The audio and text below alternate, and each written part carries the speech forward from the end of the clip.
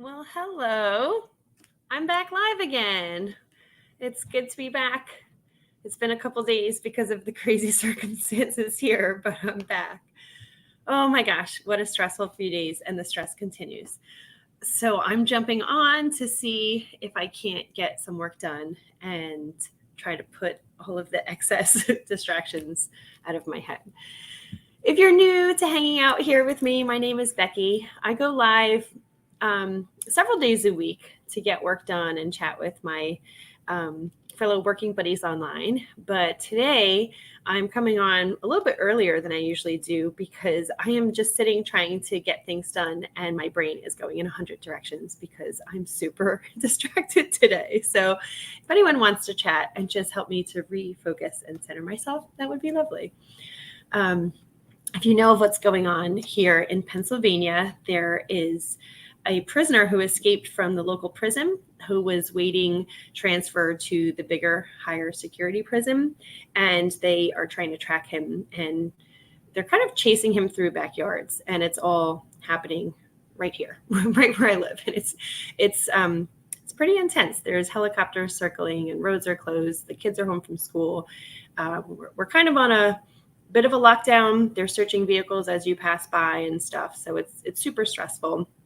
And every time I'm like, okay, I'm going to put on a video or I'm going to listen to a book or I'm going to do something, I start working and then I hear the helicopters circling and then I like start stressing out and checking the news and whatever else. So I'm trying to find my zen, trying to find my peace, and I'm trying to get work done. So this isn't my usual working video. Usually we sit and chit chat and I'm trying to work and get through things, but today I'm certainly trying to distract myself. So, all right, I'm going to open up my working window. I'm going to minimize this a bit so I can do two things at once. And I'm going to jump in and get to it. My work for the day, let's see, what do I have to do? I've already gotten 5 of my most important things done. So that's good news. And now I'm moving on to entering data in my spreadsheet. And I have a few items from last week that I need to cross post. So that'll be my next project. And I'm just transferring my windows. So there's that. So what else is new? Let's see. The kids got back to school, which was awesome. And I was looking forward to having life being back on schedule. And then they were back Monday, Tuesday, Wednesday, Thursday of last week. And then Friday was a scheduled day off, which was great. I think it was nice to have the kids kind of do like a soft re-entry into the school week, in the school year. And then Friday was off for the holiday. And then Monday was off for the holiday, which was great. But the murderer escaped last Thursday. And, locally, we didn't think too much of it. We kind of were letting authorities do what needed to be done and all that. And then it kind of got a little bit more serious. So then he escaped Thursday. A lot of people didn't know about it Thursday. And then by Thursday afternoon, evening, more and more people started, being concerned about where we were living and what's going on in our backyards. And then Friday, more intense, and some people not leaving their houses. And then Saturday and Sunday, more people staying inside. I have a lot of friends who have fled the area and they've gone to family, friends, beach houses, wherever, so that they're not right here. Sitting in their houses like me, being scared and being worried. And then Monday was the holiday. And again, people being away or laying low. And my family, we were kind of like, going out, living life, but trying not to be, careless or doing anything irresponsible. So like we weren't leaving our house unlocked and whatever, but we were trying to have a normal Labor Day. And then Monday night, I guess, they were saying that they were going to keep schools open. And then Tuesday, they shut down school. And then Wednesday, they shut down school. And here we are today, Thursday. My kids, their school is back because it's not in the immediate search radius for the prisoner, but there are schools within our district, or one school that's closed because that is within the search radius. So it's a little bit unnerving, but oh, hi, Alan. How's it going? We are doing well. Yeah, I know. So you guys also have a prisoner escaped linked with the terror organization, but wasn't he former police or former military? Is that right? And do they know where he is? I just read something about London.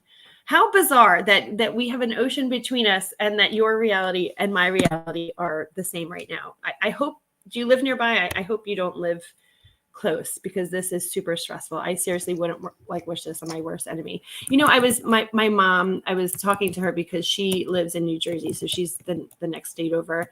And she's been worried, obviously, as any mom from afar. And I said, the worst thing about this is not knowing what's happening. Like, I understand that they're doling out information as needed and they're kind of trying to keep things under wraps so that the prisoner doesn't know what law enforcement's intentions are, but not knowing, so I keep hearing the helicopters circling and circling. And it's like, okay, has he moved? And now they're looking literally in my backyard for this guy? Or is it the news helicopters? Or is it just something else? I don't know, but it is very unnerving to not know what is going on. And that, I think, would calm me if I just had more information, but I totally get why I don't have more information. It just doesn't quite make it that much better. So that's where I'm at with my emotional state. So, oh my word. Yeah. And that's crazy that you're going through the same stuff, Ellen. I have to write myself a note. But work must go on, right? Yeah, Alan said he was in the Army. So tell me more, because I only saw a little bit of the story. I actually heard your story when I was doing a Google search to see if there was updates for my guy, my murderer, my escaped. Well, your guy's not a murderer. He was, well, I guess maybe he was if he was in a terror organization. But both of us and our escaped convicts. I don't know enough about your story because I just saw little blip or a headline. Oh, crazy days. Plus, I don't know how it is by you, Alan. It is so hot. It is so hot here. We're in the middle of a heat wave, which I think is setting records for September. That there's not usually heat waves this intense in September. And I keep thinking this guy's probably just passed out in a ditch somewhere, because I was outside at the pool yesterday. I escaped to Delaware. I ran away from Pennsylvania. I went to Delaware, excuse me, to not be here. Not that it's very close. It's not that far. But I was out at the pool and it was so hot in the pool. And I was just thinking, oh my gosh, how could this guy be out in this heat and still be alive? So maybe he's just passed out somewhere. I don't understand how the dogs haven't caught him, because you would think that with the police dogs and military dogs that they have in there, that they would be able to literally sniff him out and get him that way. Somebody said that they think he made his way to the creek that runs nearby. There's a lot of little creeks and inlets and stuff from the Brandywine Valley, the Brandywine Creek. And they think that has helped to disguise his scent. And to help with the infrared, the heat cameras and stuff that they have, when you're by the water, that's helped to change the temperature or something. Collectibles. Oh. So that's the current state of things. Oh dear. Okay. It's always something, isn't it? I mean, there's always a reason that things are stressful or that it's hard to get things done. But this I certainly don't need. Certainly not. Hey, George, how's it going? Are you near the guy who's out in London? Are you near your escaped guy? I'm stressing out about my escaped guy. Alan and I are comparing notes on our escaped prisoners. I hope you're safe. I hope you're in a good spot. Oh my. And I'm trying to get work done, and like, I'll be fine. I'll be doing things and I'll be like dialed in. I was actually watching one of your videos earlier, George, and then I kept like, oh my God, I have to check the doors. I have to check the news. I have to, there's helicopter circling. I'm stressed. It's really getting to me. I'm going to crack. I hope he cracks, this guy. I just envision him kind of like in a bush somewhere, like passed out from the heat, or I don't know. Shorts. I'm listing shorts. Department women's. Oh dear. Alan, I know you don't have a channel, but George, if you want to join me and be on live, you're welcome to it. What time is it by you? It's probably like afternoon, right? Let me know. Shoot me an email and I can send you a link. Women's size large.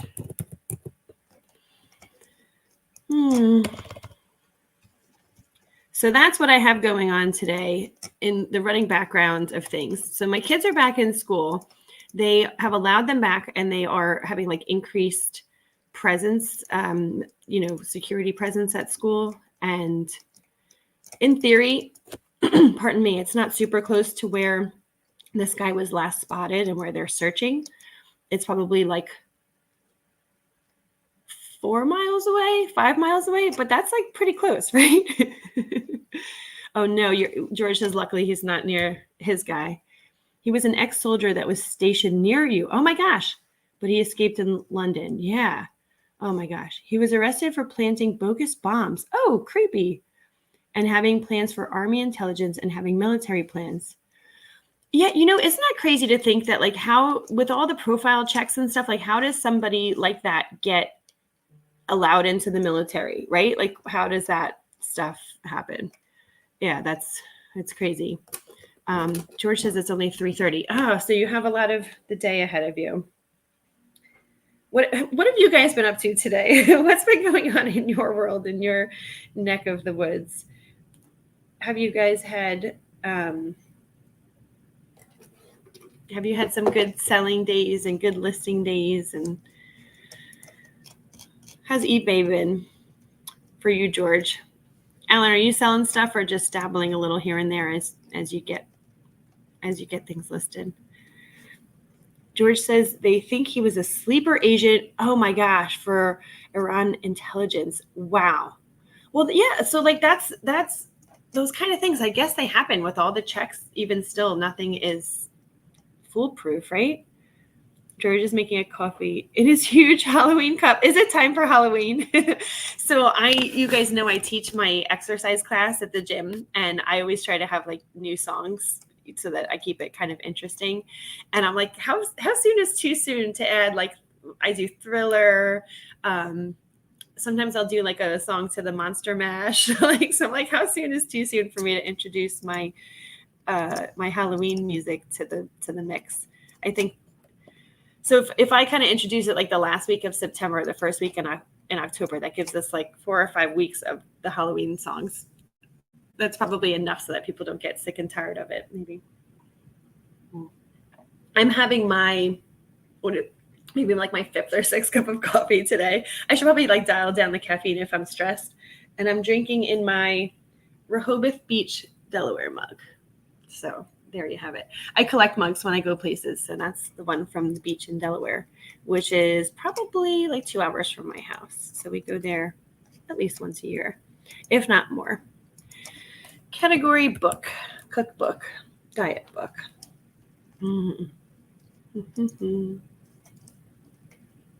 Bits and bobs on eBay. I love that expression. Bits and bobs. This and that.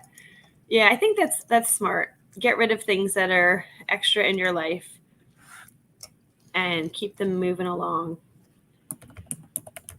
Cookbook. I know you said you used to be a driver. I can imagine like coming upon like lots of different things as you're out traveling. All right, medium mail. Love me some medium mail. Okay, a lot of clicking here on my keyboard. Sorry, guys. Okay, there we go. Ta-da! Oh my goodness.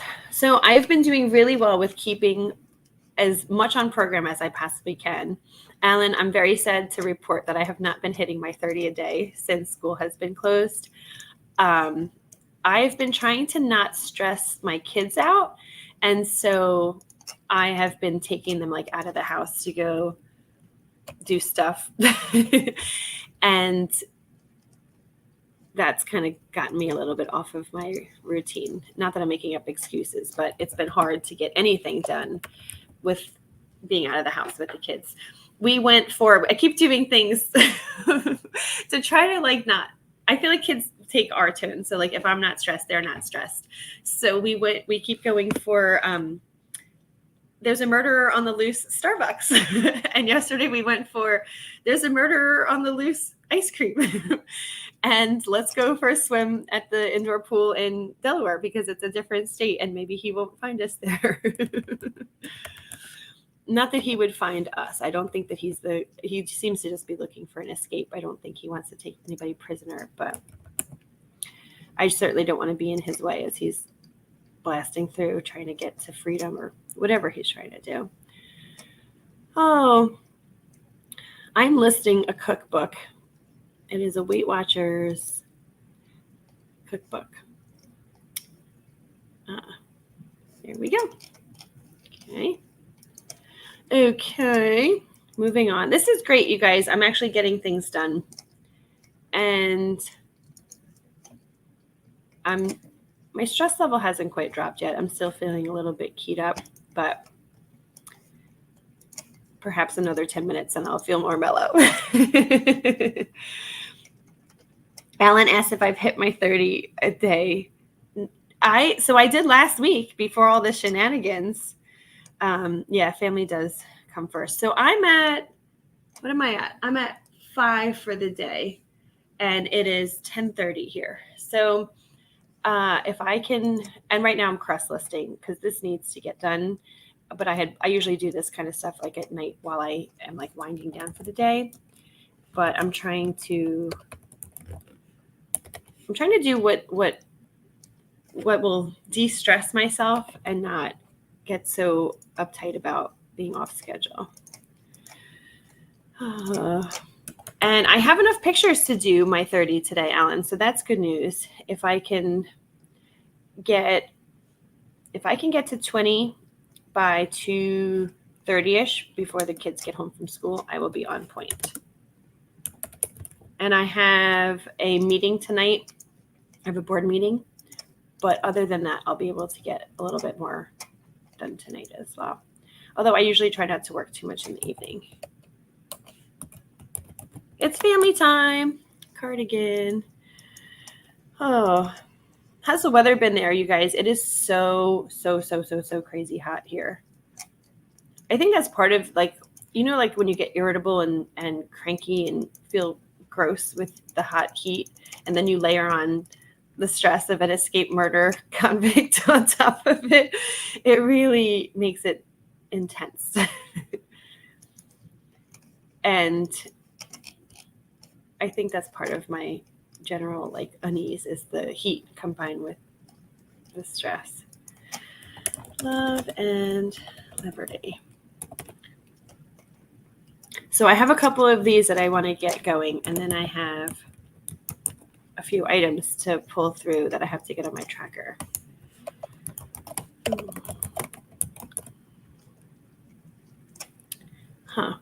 Why is this category not pulling up? Come on, technology, work with me here. Okay, women's sweaters. There we go. Try yoga 10 minutes a day. I was just talking with my girlfriend about that yesterday. She was saying I suggested for her to do yoga, and she said she's not flexible enough. But I was like, the more you do it, the more flexible you get, and you can lean into it. I do yoga very sporadically. And you know what's funny? Today is Thursday, and today is like the day that I do when I do yoga, when I'm trying to calm down or try to just it's a good mental like calm down for me, but it's also like a good stretch. So if I'm trying to stretch. Okay, I'm distracted. My kid is texting me at school, which they're not really allowed to text, but I'm concerned that she is. Oh no, she's emailing me. She must be feeling it too. I feel so bad for these kids. My gosh. What does she want? She just texted me, Ma. Yes. They're having a borough open hall meeting. So there's this big festival this weekend, and I'm gonna message her back. And there's like a lot of asking, like, is the festival gonna happen? I'm like, guys, stop being concerned about the festival. Just like, are they gonna catch this guy? That's what's more important. Okay. Okay. Oh.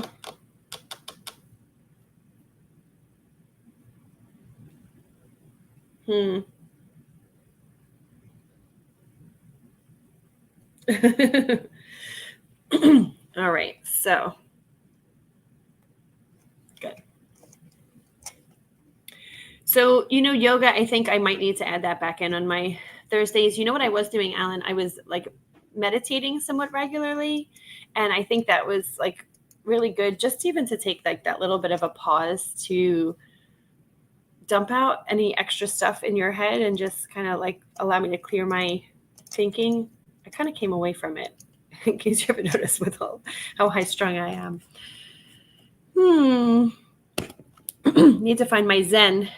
Okay, what was I listing? I was listing a cardigan. So it is going to be Ground Advantage. So they switched in the US, they switched our United States Postal Service options. And it's been working out well so far with the pricing on things. I haven't really noticed a big change, but it's definitely still like when I'm listing, some things I find are still held up in the old shipping. Oh, George has this huge coffee. George, are you drinking all day still, your coffee? I remember last time you said it doesn't really affect you at night if you're drinking like late at night. You're doing some pictures. It's really hot. Yeah. So Alan said it's 28 degrees. I don't know what that translates to. Let's see. Let me do some math. 28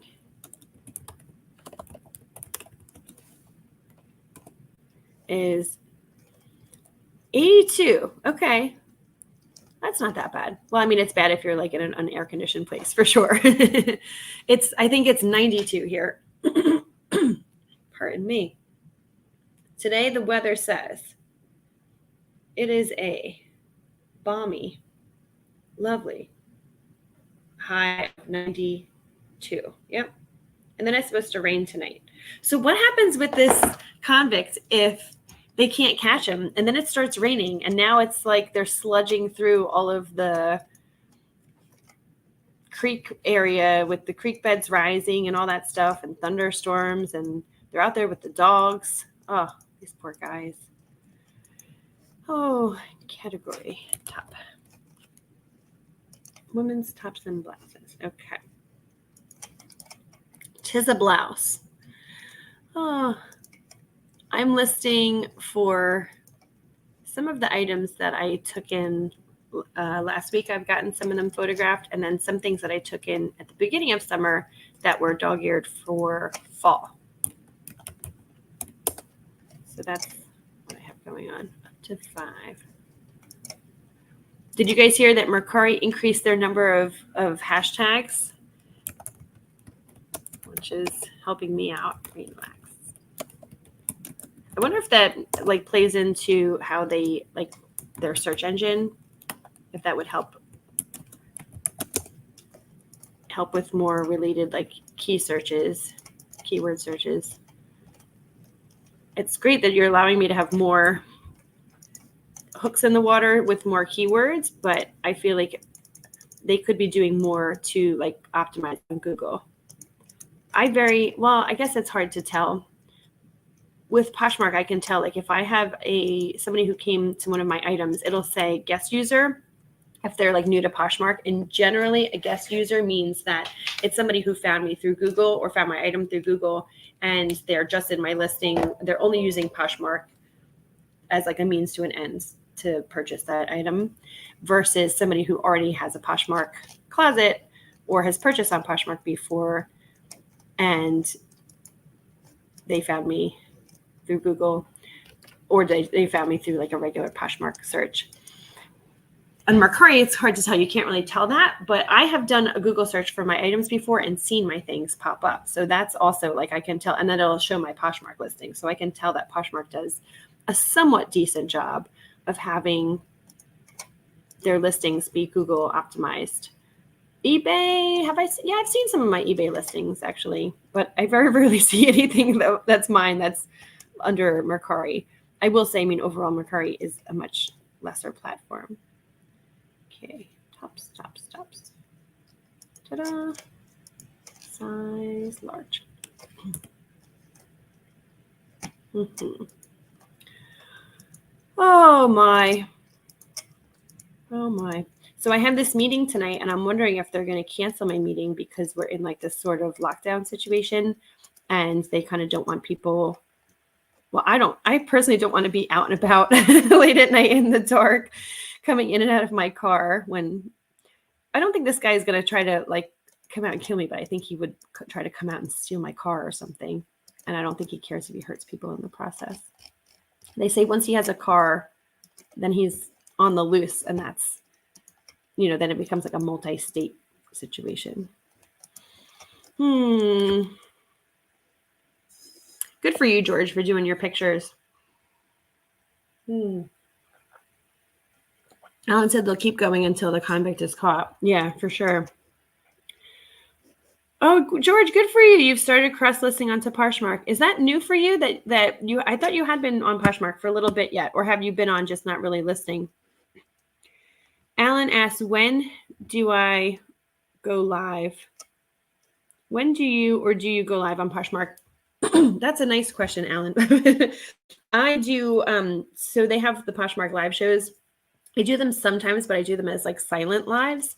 And it just kind of like goes on a carousel playing through of like what you have in your little show. You can select which items you want to do. I've never done an actual live where I'm like holding up items and selling them. I've kind of flirted with the idea of doing it, but I haven't wanted to do it, mostly because you're selling things at such an incredibly deep discount that I would rather just spend my time doing my listings and then getting more money for it. Even though like hour for hour, minute for minute, I think it probably works out the same to be putting the effort into photographing, listing, etc., versus like holding things up, and you still have to create a little tile listing for it and whatever. So probably minute for minute, it's about the same amount of time investment. But if I break it down that way and think about selling something for a fraction of the cost on the lives, I don't think it's worth it. I also think there's an emotional component to that. So like here I am on YouTube prattling along and just chatting away, whatever, about this and that. Pardon me. And it's relaxing, and I'm chatting and I'm working at the same time. When you're trying to sell these things on the live shows, at least the people I've seen, they're like talking about the features and this and that. And like really they're being like a, infomercial kind of selling. And that, I feel like there's like an emotional element to that of being on and like I feel like that would stress me a little bit. So I don't know. That's kind of where I'm at, which is why I haven't done the lives before. I do think that they give your closet like a little bit of a kick in terms of boosting in the algorithm. So I don't think it's a bad thing. I just haven't quite gone there yet. I think I would be fine. I think I would end up probably enjoying it a little bit, but is the juice worth the squeeze if I'm not getting the same amount of return for what I get by doing a proper listing. Oh, you know what? This is what my problem is. Sure.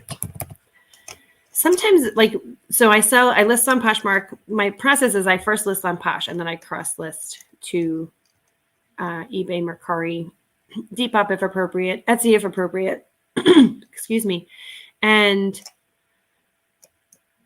I have things in all different categories, and all the different categories you have to kind of memorize. Like eBay will call something a shirt, but Mercari will put it under the top category. It's like, thanks guys. Thanks for keeping me on my toes. But eventually you just kind of remember and it becomes second nature. Long sleeve, men's, button down, button up, pre-owned, top. Got it.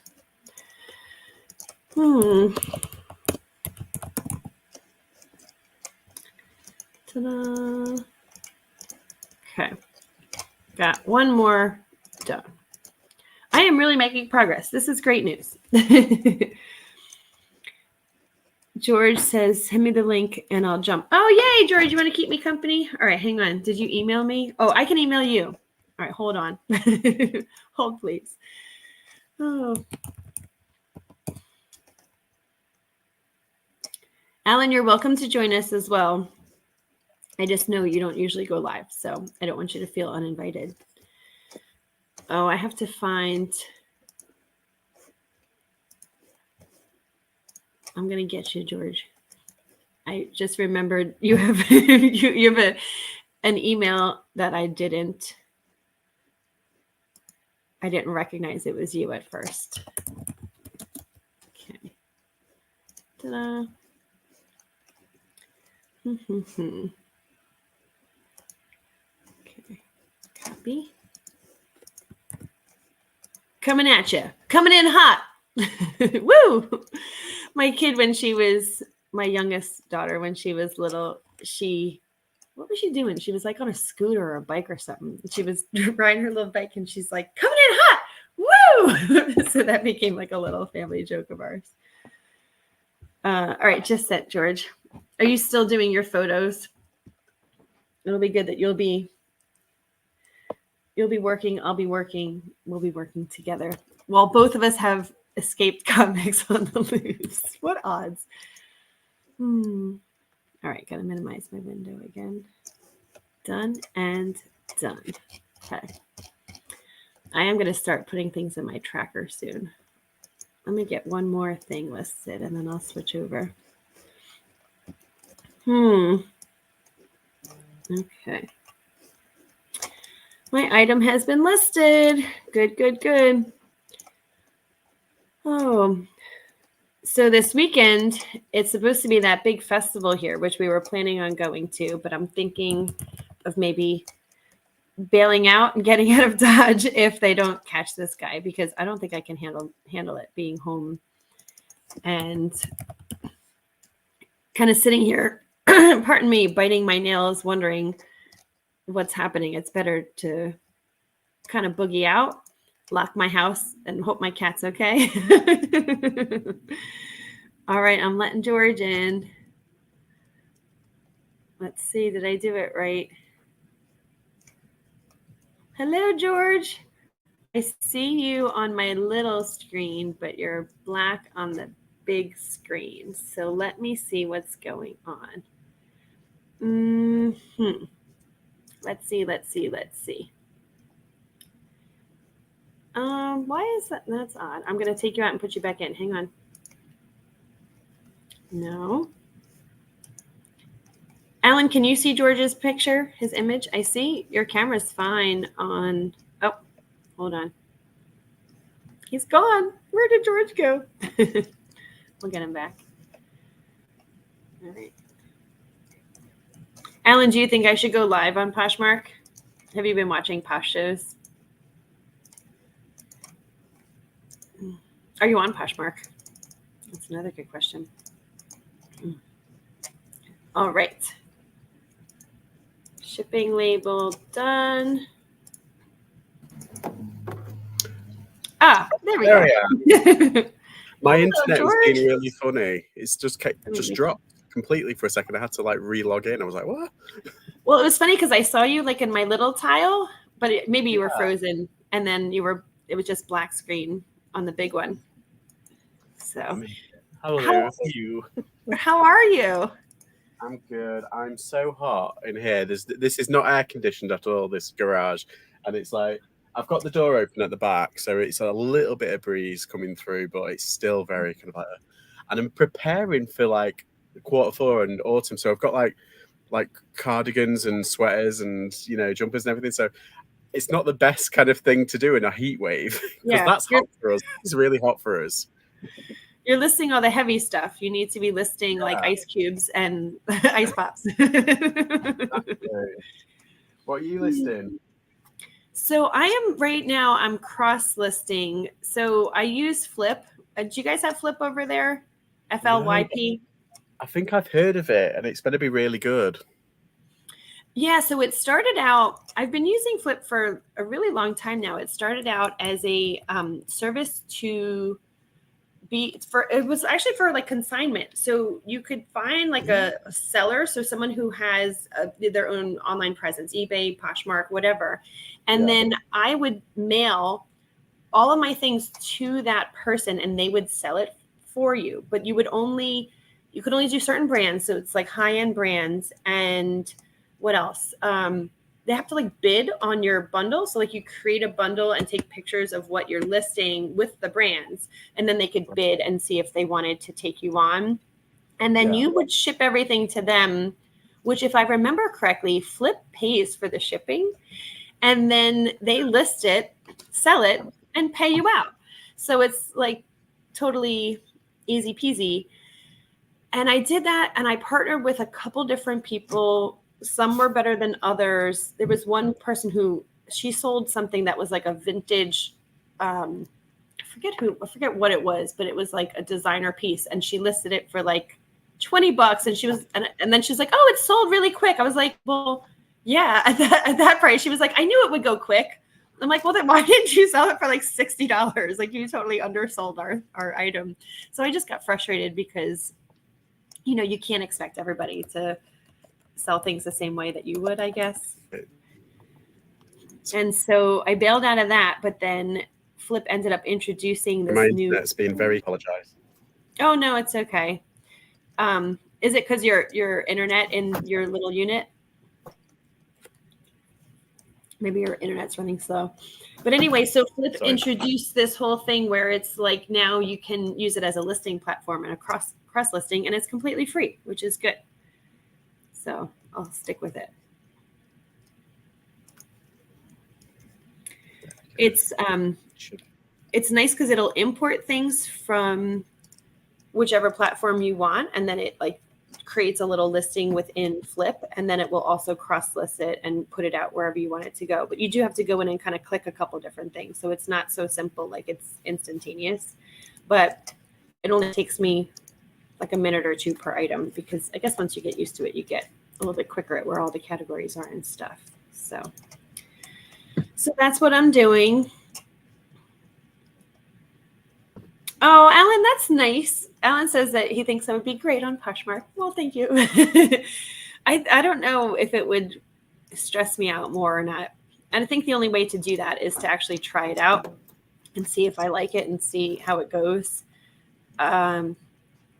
There's a lot of people who say like that there's best practices. Like, for example, when you have something that you're listing live, to put a number tag on the item so that when it sells, you can just know which item goes to which buyer and things like that. So I feel like I need to do a little bit more research on how to get organized before I go live for the first time and give it a go. But I haven't really wanted to invest the time in the research yet because I haven't decided if it's something I really want to do. But maybe I should just wing it, like just have like a blah, I'm selling things live and just dump it out and then like figure it out. Pick things that have been on for ages that aren't really selling and just try and get them along. Because I know what you mean. They do sell at a very high discount. Like a lot of people don't want to pay, surprisingly, a lot of money for it. Yeah. But yeah, it's I've noticed in some of the shows I've seen in the UK, like they do have like those numbered tags. They have like a rail, and they have like 20 and they've got like tags on each one so they don't get mixed up, because I would get mixed up. I'd be like, which ones? Who ordered what? And I think that's part of it. So like not knowing the process. So like when I'm done, do I get to watch it in replay so I can remember who I sold what to? Or like I guess you have the thumbnail and then the orders are in the order, like the sales log. I would get worried about confusing something. Yeah, I think it does, because you can go into what's selling that night, that show, and it's got like, it does have the numbers like 1 to 20, doesn't it? And it has like the listing, and I think you can move listings from Poshmark onto the, if you're doing a live show, right, and you want to sell that item, you can move it over so you don't have to set up a new listing or something like that. I remember seeing it. I'm going to a Poshmark IRL event, like an event. Okay. I think it's in a couple of weeks, but I'm going with a couple of other resellers over here, and it's going to be exciting. So I'll get the inside knowledge. I'll ask questions. I'm thinking of questions to ask. Report back, George, please. Yeah, exactly.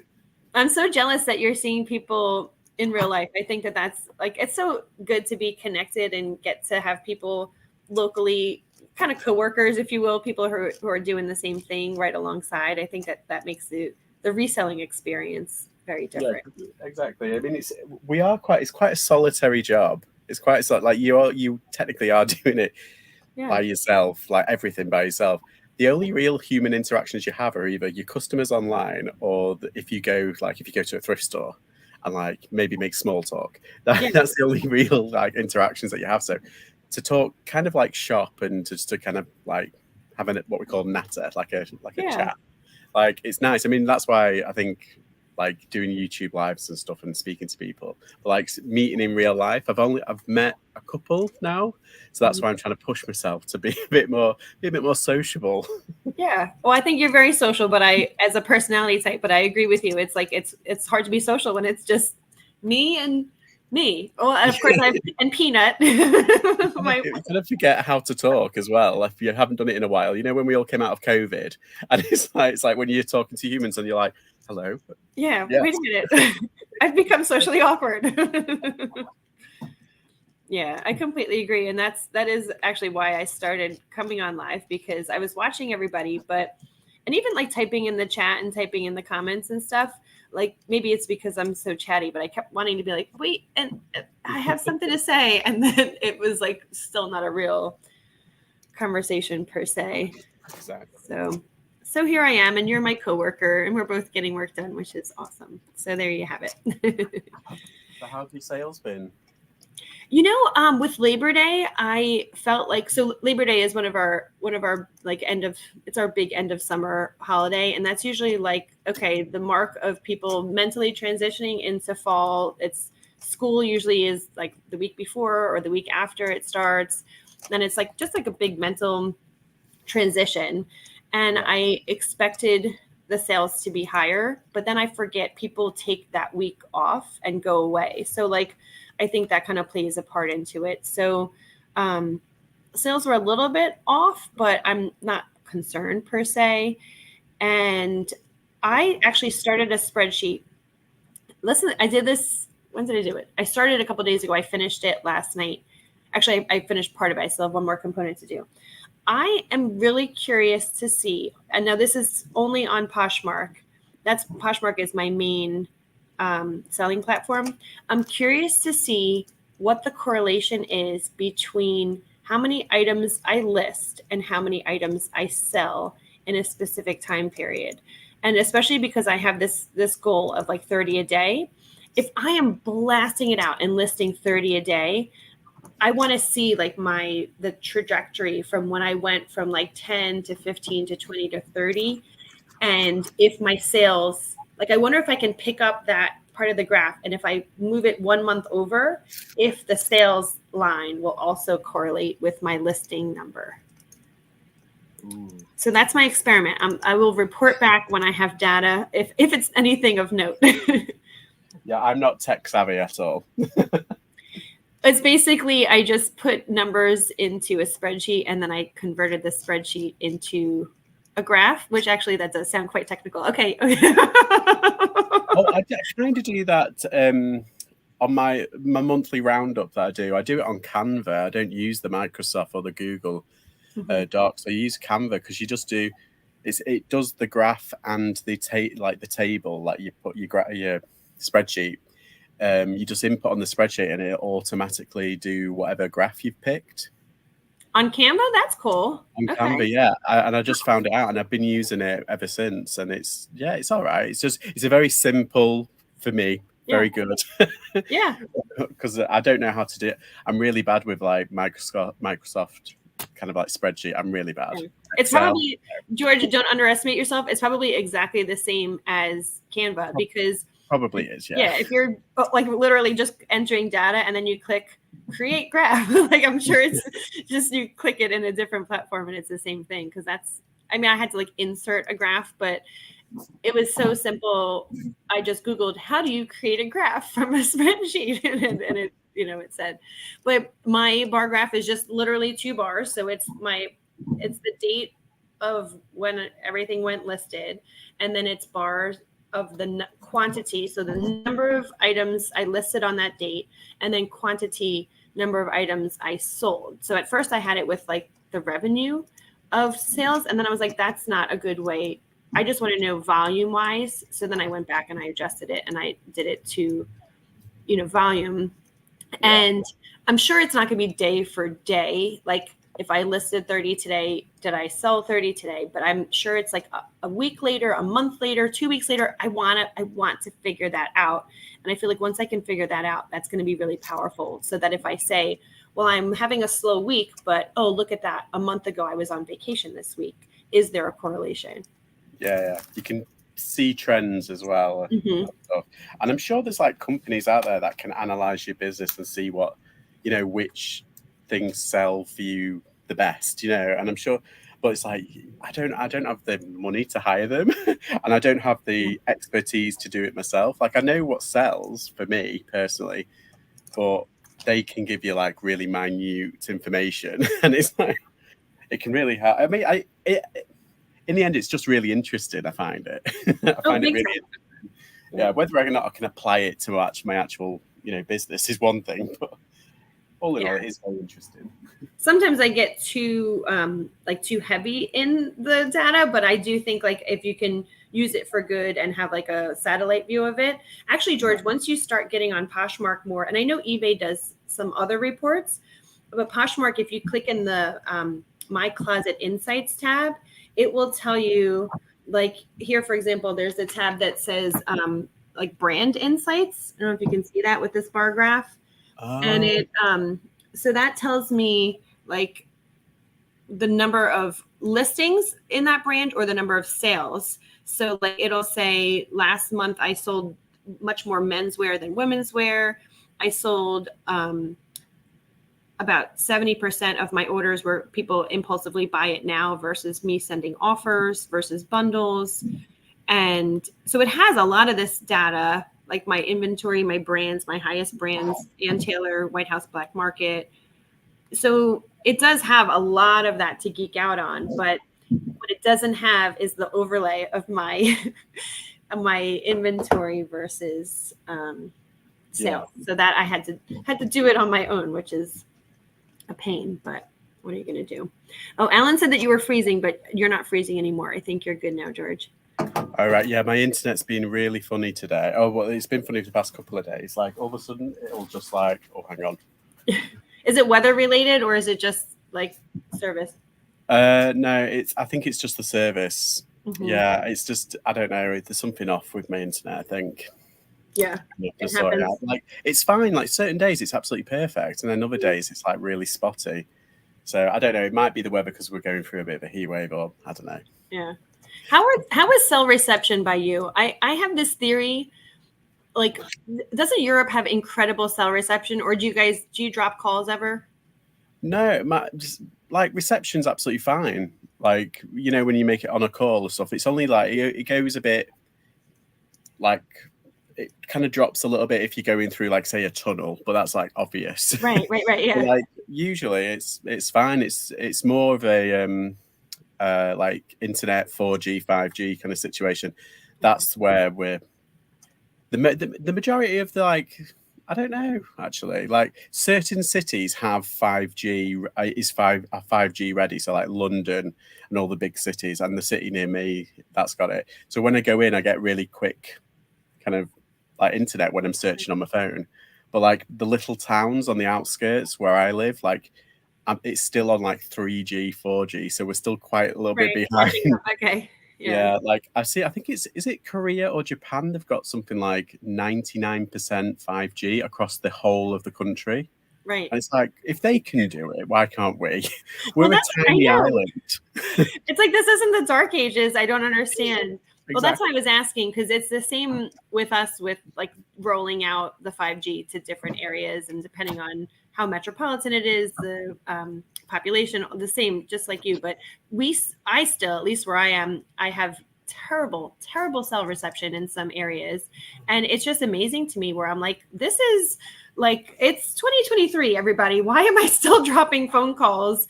And it's remarkable to me. And then so I have Verizon, and I'll go to like another state. Like I just went to Boston, and I was like, Boston and Verizon are friends, so I have great reception here. I need to like switch to AT&T or T-Mobile or something. It's strange, isn't it? I mean, I suppose like each state is different, but like it's like technically you are one country. Why can't they just act the same in the same state? Yeah. I totally agree. Yeah. When I went to Wales, this not that the cell reception again fine, like texting people absolutely fine, but like the internet was just atrocious because it's on the outskirts.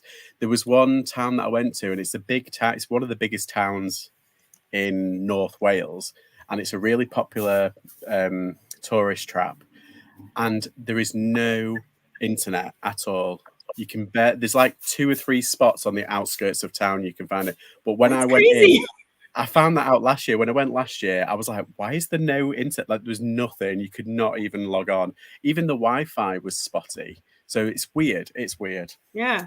Were they like if you need, could you go into like a McDonald's or a hotel or something and find Wi-Fi that way? Or I went into a Starbucks and they had free Wi-Fi, so I just put it in, and it was like really slow.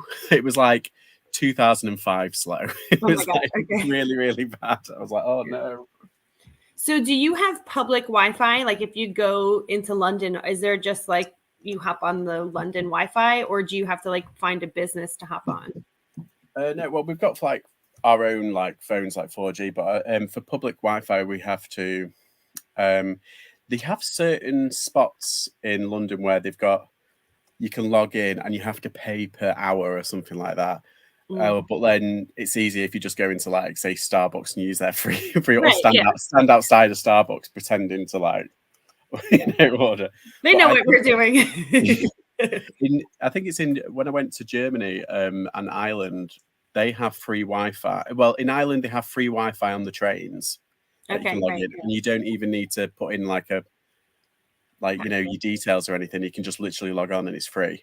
And in Germany, in a couple of places, they have like city Wi-Fi's, so you can log on through that. So you do have to put your info in, but it's basically free. Right. Okay. Yeah. So that's good. That's good. But I'm not in Germany. Right. No, it's the same here, and it's one of those things where I'm like, I don't understand why we're still so antiquated that we don't have some of that. And I mean, I guess maybe there needs to be like a massive Wi-Fi router or something to be able to. I'm not techie enough to know all the details of that, but I was about to be really jealous if you were going to tell me that. Oh yeah, I just have Wi-Fi wherever I go. But no, they're still bleeding us dry for money, I think. Yeah, right. Okay. Same here. Oh, Alan has to go, so we probably missed him. Alan. Say goodbye. Yep. Oh, Michael's on. Howdy, all you lovely people. How are you? Is it Angry Otter? It is. Hi, Angry Otter. He always says that whenever he comes into a chat, doesn't he? Yeah. That's his calling card. Michael, if you want to join us live on video, you're welcome to do so. Just let me know, and I'll send you my email address, and you can email me, and I'll send you the link. I haven't seen shown you my huge Halloween cup. It's from Temu, and it's like a Ooh. Halloween. It's giant. It's absolutely humongous. It's like Is it metal? It's like a liter. Yeah, it's like double. What do you call it? The thing. So it's cold on the outside, but it's like really hot on the inside. But I'm waiting for it to cool because it's still very hot, obviously. okay. And I might put ice in it and just do an iced latte or something, or an iced coffee. That But is it's massive. It's absolutely massive, and it's like got pumpkins on. I love it. I love it. Cool. Do you have a lid on it? I hope that has like Becky's knocking into it written all over it. But it's not the nice coffee though, like you have. It's just the instant kind of office coffee, you know. That works. If it has caffeine, it works. So I'm waiting for it to cool for a little bit. So George, I have to yell at you because I have such issues with Temu. It's like it's cheap shit from you know where, and it needs to be not happen. Like we can't be supporting all these.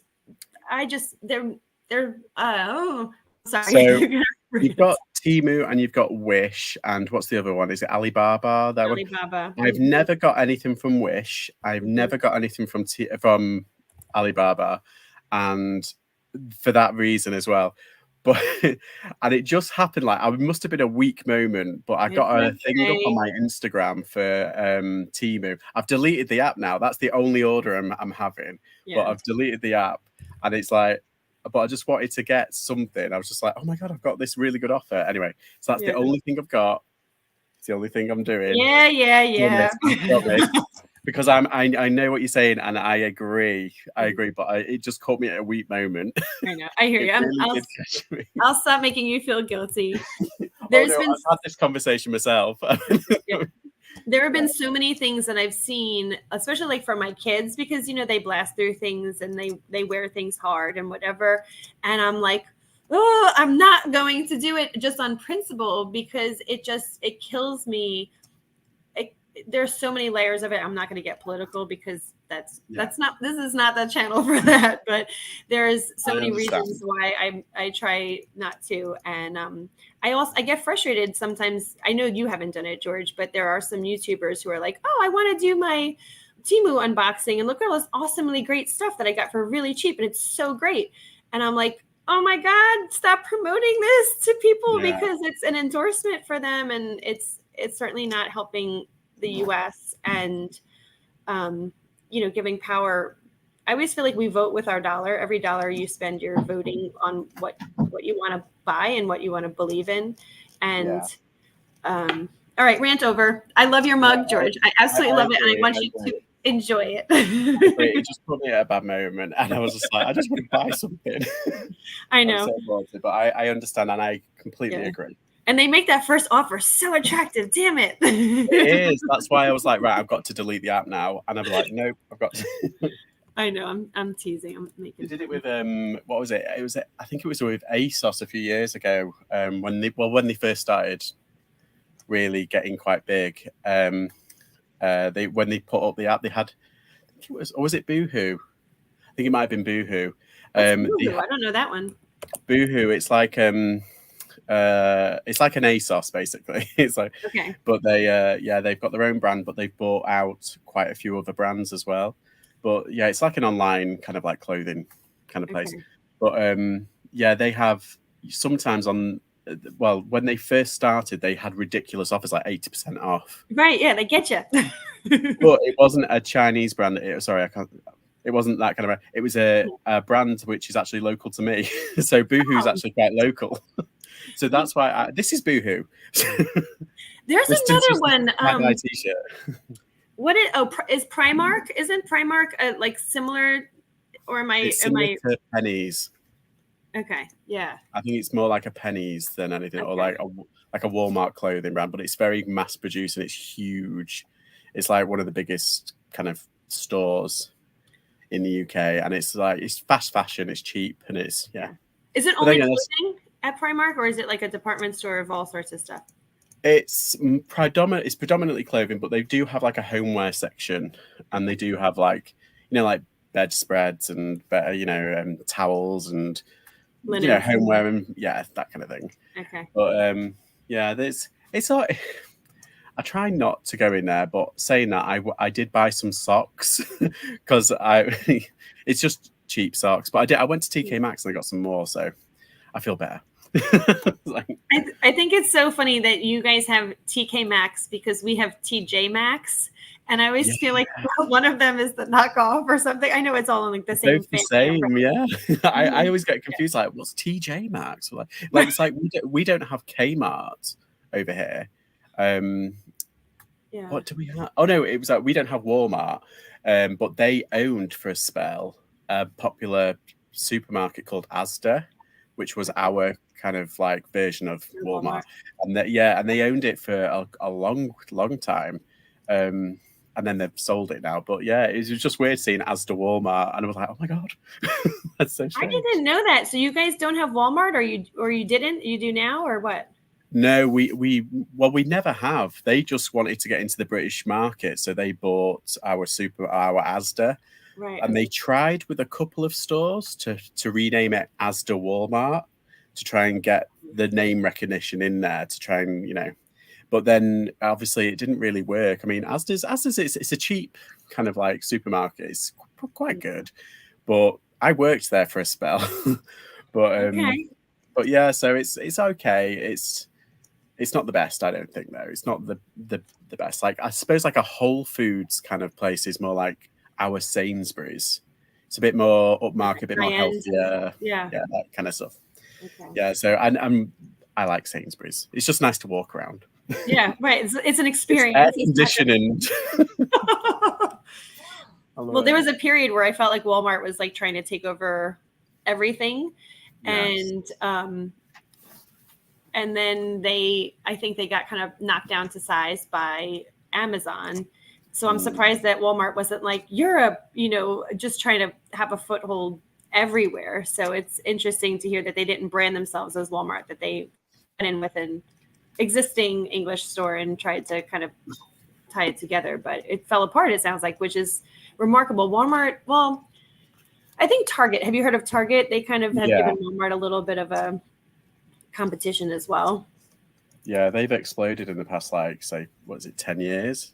Yeah. Like really becoming in the I know that Ellen, she did like a what do you call it, a collaboration with Target, didn't she, for a while? Yeah, there's a lot of people. There's Magnolia Homes, which is that Joanna and Chip Gaines, their home line, and a lot of different. Yeah, it's interesting, like how like the strategy of how brands try to cross market and whatever. But I feel like Amazon checked Walmart just when we thought Walmart was gonna like take over everything, and now Walmart sells secondhand clothing, which is weird to think about. They don't actually do it directly. They like you can use Walmart as your as your provider, kind of like if you were to be selling on Amazon, like used items. And what's weird is that you're shopping on the Walmart website, but you're buying used things, and it's very disorienting because you think you're buying it from the store, and then you're like, wait, this is used. I think that was a misstep on Walmart's part. It's very odd, isn't it? Mm-hmm. Yeah. Ooh, yeah. I don't think I like that. I think they were feeling the competition from Amazon, so they're like, what can we do to get in there? And then it's like it just feels really weird. Like I think that hurt their organic, natural Walmart product sales, in my opinion. Well, I think that's what happened to eBay. They saw the rise of Amazon because eBay was like the third biggest website in the world at one point, and then it just kind of kept on slipping, and then Amazon just was like going up. And I think they saw it and said, oh, instead of secondhand kind of like, what did they build it? eBay was billed as like the garage sale online for a long time, and it was like, oh, everyone put up their pre-owned things and everything. It was that kind of thing. But then they started courting like brands, and they started putting up a lot of new stuff. They allowed a lot of things from that place. Right. And, where? Yeah. And it's just kind of like got that. I mean, they still say like the secondhand market is still quite small, and it's got to keep on growing and growing. So that's good. We're in the right kind of right area. But yeah, I think eBay's kind of forgotten where its roots a little bit. Like it's done a lot for the pre-owned kind of circular fashion and everything, making sure everything's put into the circular economy instead of to landfill. but I think it can do a bit better, in my opinion. And I think treating its sellers is a good idea. The small sellers, that would be nice. Yeah, I have to say I completely agree, and I feel like eBay so I didn't know that eBay still existed when I started reselling. I was just really on Poshmark to start, and then I got on eBay right away. But before I even started, I was like, I have things I want to resell. Where can I sell them? And I literally did a Google search, and I was like, oh, there's a site called Poshmark. Let me check this out. I didn't even think eBay still existed. So as a consumer, so like shame on me. I was like, Joe Q Public, just not even thinking, let me sell my things on eBay. And that was a misstep for them, in my opinion. Yeah. And then when I got on eBay, I was like, oh my God, it still looks like a website from like the 90s. It hasn't evolved at all. It's so clunky, and it just doesn't look very modern. No, exactly. I agree. It still does a little bit. Like when you go straight in, it's still kind of they have put a bit of work into like rebranding and advertising and making it, like specifically in the UK, there was loads of eBay adverts, particularly during the pandemic, and like because obviously people were stuck at home, so it was like, oh, buy on eBay. Right, so like, they really capitalized on it. So yeah, they did kind of like rebrand a little bit, and it does kind of look, the app is okay for a seller. It's okay, like you go through it, and it is actually quite easy to list and stuff. But like I was listing on Poshmark literally last night. I've just started. Like I've had my account for months, and like last night I've put up about 40 odd items. I cross-listed 40 items, and it was so easy. Yes, it's very similar to Depop. It was really easy to throw on Depop, and I was like, oh, I wonder if Poshmark's the same, and it kind of is. It's quite easy to kind of click in, and it's a bit more modern, and you can put like messages underneath. I like it. And it doesn't like overcomplicate things. I mean, especially with the shipping. Like I always tell people who are asking to start on Poshmark, I'm assuming it's the same in the UK, but it's just flat rate shipping. It's one price. Now that gets frustrating because if someone's trying to buy something that's super light or super small, it's like, yeah, sorry, you have to pay $7.95 to ship it no matter what. But then at the same time, it's for a seller who's not used to things. We get the boxes free from the post office, and it's all one price, and it's all simple. So you just sell it, you dump it in a free box, and you drop it off for free at the post office, and it's really simple. So I kind of like that they've simplified that. I also feel like the fact that it's a more modern looking site kind of lends itself to a more high-end clientele. Like it's not a garage sale kind of feel. And you're, in my opinion, therefore able to sell things for a little bit more than eBay is like just total rock bottom prices. Maybe that's in my head. I don't know if that's like an actual thing. No, I agree. I saw it and I was like, just putting that back. It's like what you say. I mean, I suppose you can sell anything on there, really. But primarily at the moment, there's more clothing going on in the UK. There's a few toys being thrown up and a few like video games, that kind of thing. So, but it's primarily clothing. And I was like, oh, right, okay, I'll just put up a few of my decent kind of bits just to grab attention, So I put up a few. And I was looking at other people's stores, and I was like, wow, it really does look like an old market thrift store, but not a thrift store. I'm trying to think like a boutique thrift store. It looks more like an online boutique thrift store. That's what I was like. Yeah. I went to one I went to Sheffield, which is a city in Yorkshire, and I went to a thrift store there, and I didn't film much because they were watching me. I was like, but it was like, there was like marble floor, there was like neon light. Fancy. It didn't feel like a thrift store. It felt you were in the Poshmark of the thrift world. Kind of. It was called the Glass Onion. I mean, it's expensive, but it was called the Glass Onion, and it was so, and it had music on and everything. And I was expecting smoke machines at one point. And I was like, ice sculptures. I was like, what is going on? They had like computer games, so they had like a Mario Kart you could play. It's like student kind of like trying to attract like young people. It was really good. It was really good. But yeah, I do think Poshmark is kind of like that to eBay's like garage sale. Yeah. I'm gonna be right back. Give me 1 second. No problems.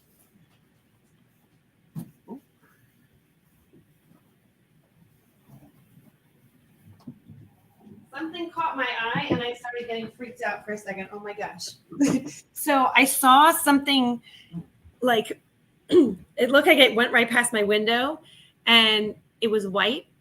And this escaped convict has like a white t-shirt that he's been wearing. And it's like, oh my God, it's him. Oh my God, it's him.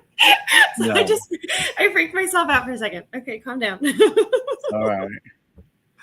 Oh my goodness. Like, so I'm home alone. So I'm also like feeling freaked out. Well, I'll stay on for as long as you need because I've still got like quite a lot to do as well. So I'll stay on and keep you company. Don't worry. Thank you.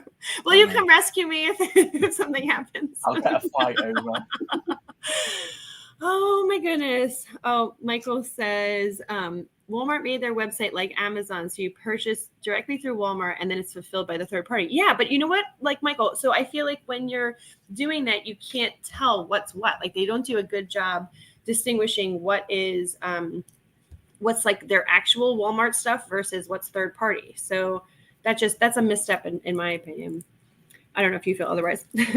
He says, LOL, Poshmark is the home of the lowball shoppers. You think so? But it's a very easy platform to use. And then he said, the Glass Onion, isn't that the house from the movie Knives Out? I don't know that movie. Do you know that movie? Yeah, it's the sequel to a film called Knives Out. It's called Glass Onion, but I don't know which was first. I don't know. But I like the film. I do like it. Is it horror? I can't watch horror for obvious reasons. It's like a whodunit. Oh, okay. Like a mystery. Detective. It's an all-star cast. It's got like Daniel Craig in it. Oh, cool. Okay. I'm so bad with movies and like keeping up on that kind of stuff. But Michael's not. He's in the industry. He knows his stuff. Oh, are you in the industry? I'll have to tell you the whole story. Yeah. Oh. So, yeah, I do. I feel like Poshmark is super simple to list. And then like when you get in comparison to eBay, it's like item specifics and do you have shipping policies and what's your business policy? Do you accept returns or not? And do you ship next day or not? And, you know, do you have these preferences? Like it's just, there's almost too much that I appreciate the customization, but at the same time, it's making it, in my opinion, a little bit, like it doesn't make it simple for the common everyday person who's just looking to get rid of some of their stuff. Yeah. Like even yesterday, I was like, I don't think my international shipping is set up right because I don't really have very many sales going out international. And so I looked and it says that I'm enrolled in the new eBay international shipping program.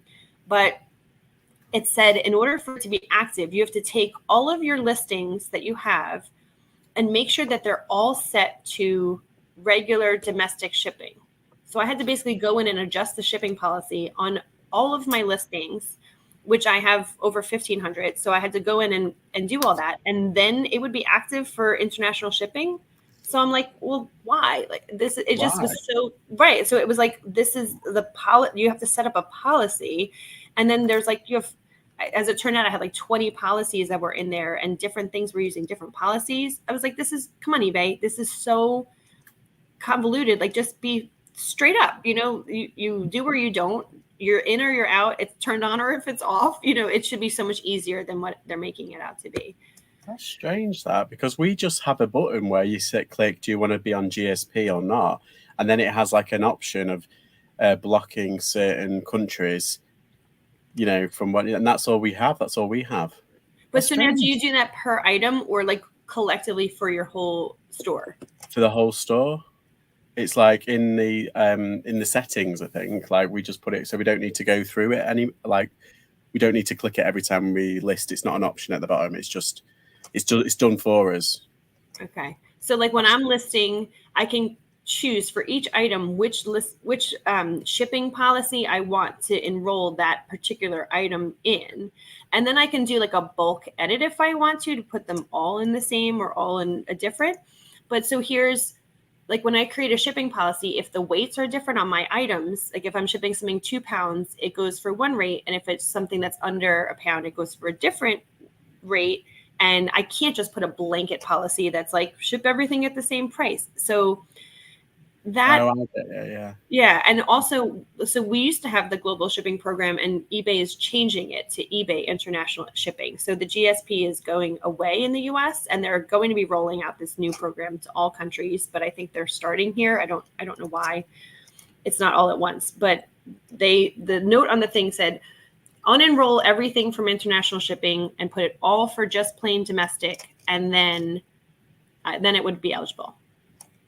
So. Oh. That's what I did yesterday, and I'll see if the international sales start rolling in. This is eBay changing things in the background, which really annoys me sometimes. Yeah, and also making it really not like user friendly. So I know people who are like, well, I'm scared to sell on eBay. I'm nervous to sell on eBay because there's so many rules. How do you keep track of anything? Yeah. Mm-hmm.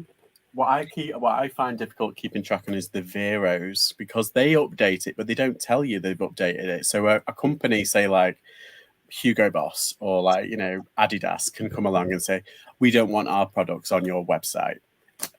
Please add it to the Vero thing. And they won't tell us. So all these people with like Adidas things listed, they will be getting Vero strikes constantly. Yeah. How are you supposed to know? Yeah. And I got a Vero strike from a company called Pusheen, which is, I think it's a, where was it? I think it was in Seattle. And they do like, the emojis, not emojis, like GIFs, and they're like cute little bunny rabbits and like stuff. Like the pillows of things? Yeah, it was like that. And I put it in my materials. I put plush. And I don't know why, but they must have thought it was Pusheen, because someone was looking through, obviously, my listings and saw it. And it was a Disney product. And I obviously put it in. The brand is Disney. Yeah. And it was absolutely fine. It was a Hunchback of Notre Dame plush. Oh, cool. Okay. And I contacted eBay. I said, look, I'm looking at the listing. Like, there's nothing wrong with it. And they said, well, you're going to have to contact them and they're going to have to retract it. Oh, come on. So I contacted them. I found out the person who it was, and I found their Twitter handle. And I went, excuse me, did you go through my listings and think this was against your policies? Because I emailed the business one, which eBay gave me, and I couldn't find it, but they gave a name. So I found that person on his socials and I contacted him directly, and literally within a day it had been taken off and everything was fine. But that's so much, that like so many hoops to jump through for you to be able to, like, that's crazy. Wow. I mean, to be honest, it was a really cheap product, but it doesn't matter. It's like, why should I have to do all that just to, it was literally like 2 or 3 hours out of my day, but it was still annoying. Yeah. But so 2 or 3 hours when you're like reselling, that's time that you would be, doing stuff. So exactly. That's like a bone to pick with eBay, because I don't think Poshmark would ever say, can you go directly contact this third party and reach out to them on your own and whatever. Like, I just, I don't think that they would do that. But yeah, because you're not allowed to put Velcro in the listing. Yes, that's right. I was just thinking of that because I put Velcro in a listing this morning. I had a pair of tap shoes that I was listing, and I'm like, come on, Poshmark, I'm writing the word Velcro right in the title even. Woo! I'm a real rule breaker. I think it's hook and eye, isn't it? That's what they could say to get around it, hook and eye. Or hook and loop. Hook and loop, yeah. Mm-hmm. Yeah. It's so funny to me, like all those provisions and stuff. And I will say I have been, I got what they would consider a Vero on Mercari and on Poshmark. So it's happened before with Vineyard Vines, which is a brand that I guess like is super, they regulate a lot. And I was using a stock image of a dress. So like, I get it. It was actually their intellectual property, their photo. So they weren't mad that I was listing it. They were just mad that I used their image. But I took out the image and I switched it to my photos. But then I think Poshmark was like mad at me because that listing got like, did it go away or it got buried or something? But it just, Poshmark was like mad at the listing, and I never get likes on it. I never get any attention on it. And that's like a popular brand. So that should be getting attention. Yeah. So I feel like I got put in the penalty box on that one. Yeah, I think there was on Vinted and on eBay. I got, it was just a warning. It's like, we've taken this down. Can you relist it with, because I use stock images from their website, and that was just like the one thing, because I couldn't really like my one, I put one of their pictures up, and then because it was just nice how they did it. Right? Yeah, It yeah. was just really nice how they did it. And then like the rest of them, there was like 10 of them were mine. That was fine. So I just put that on so it got people's attention, and then they looked at mine. And yeah, they took it down within. They were quite quick actually. It was within the week, and I was like, oh, okay, fine. Yeah. So I just used one of my rubbish ones. Anyway, it ended up selling. So One of your rubbish ones. I'm sure that it was fine. Mm. oh, I'm doing Michael- heavy coats.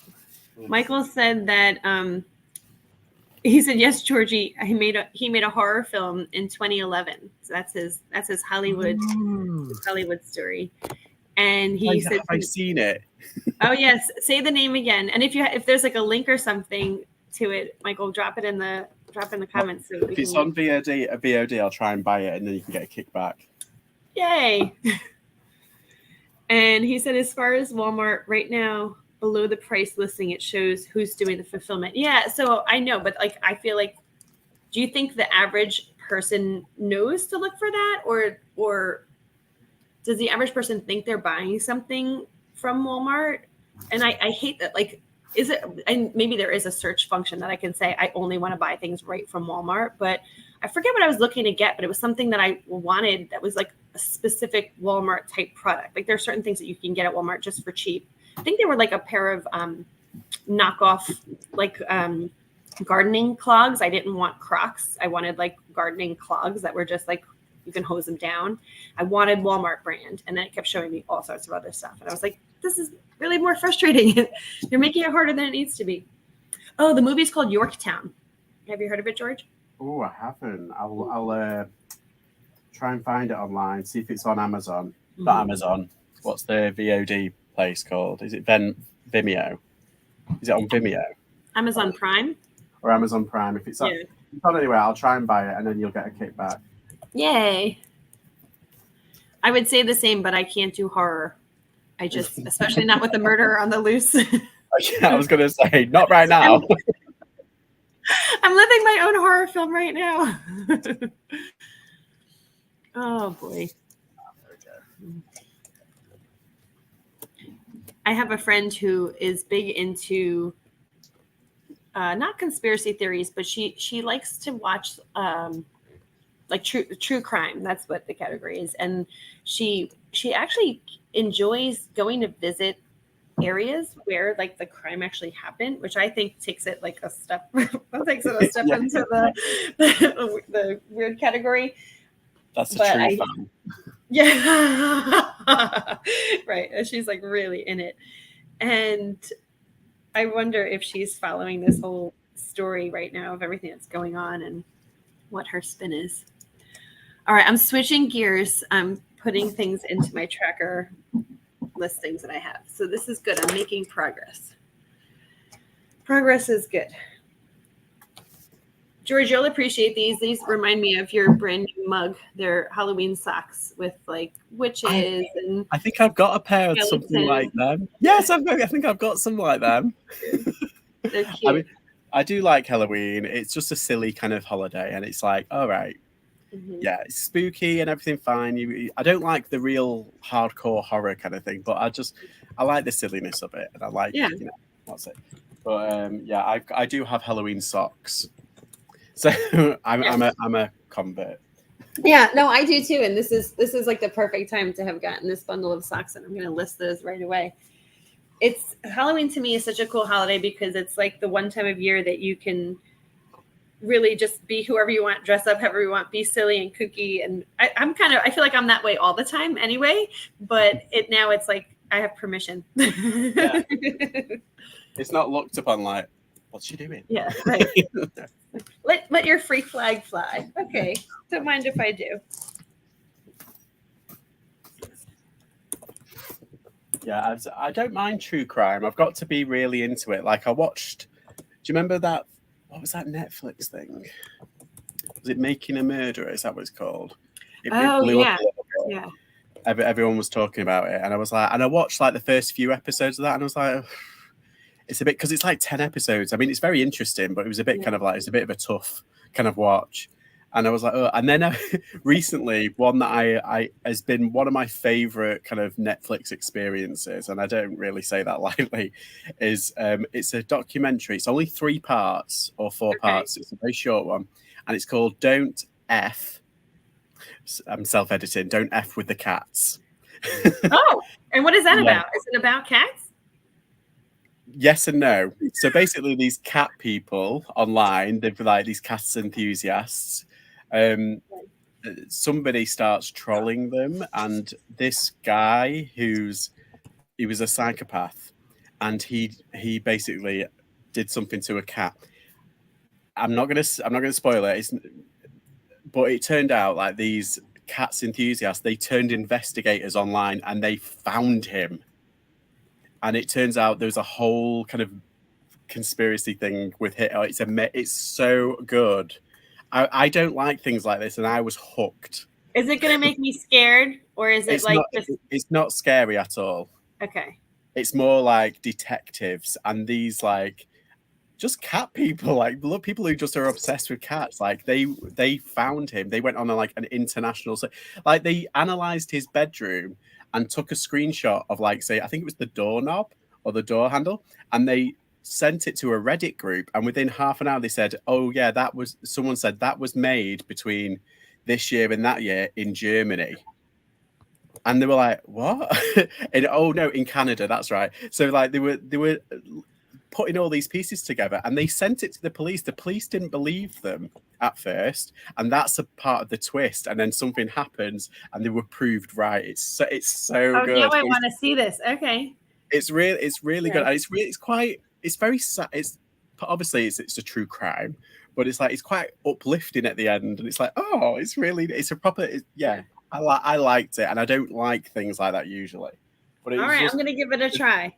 The first episode had me hooked, and I was just like on the edge of my seat, like, oh my god, what's going to happen? Yeah, it sounds like it. So it's like that's the kind of thing that I actually can do. Something where it's like a mystery or like a little bit of a thriller, but nobody's really hurt. But like you're saying, like there's this feel good component of like the community helping out or whatever, like that. I can handle that. Yeah, it ends on a bit, and like how they collabed with other people as well. It's just really good. It's a bit like it's more like mystery and like how they went about trying to find it, and then it pivots to like the police investigation, and then it pivots back to them, and it goes back and forth, and what happened to this person. Yeah, so it's quite interesting. But how many episodes were there? George, how long was it? Like how many episodes? How long was the season? I think it was 3 episodes or 4 episodes. It's not long, which is kind of why I liked it, because it was like it's nice kind of like shot. I think it was 3 episodes. Oh, okay. Yeah. I know that it was made by a British guy, and I think he won an Emmy for it. Oh, really? Okay. I think so. I think he might have won the Emmy for it. I don't know. But it's really good. Oh. All right, I'm in. I'll report back. What did you say it was on Netflix? Yeah, it's on Netflix. Okay. Or it is in the UK because we have different programs, don't we? Oh, gotcha. So hopefully it's on in the US. Yeah, I'm finishing up. I watch a lot of those like the cooking competition shows. So I was watching Food Network. What is it called? Top Chef. And don't tell me if you watch it. Don't tell me who won. But I'm on the finale tonight. I'll watch the finale, and then I need something else. So this will be the perfect thing.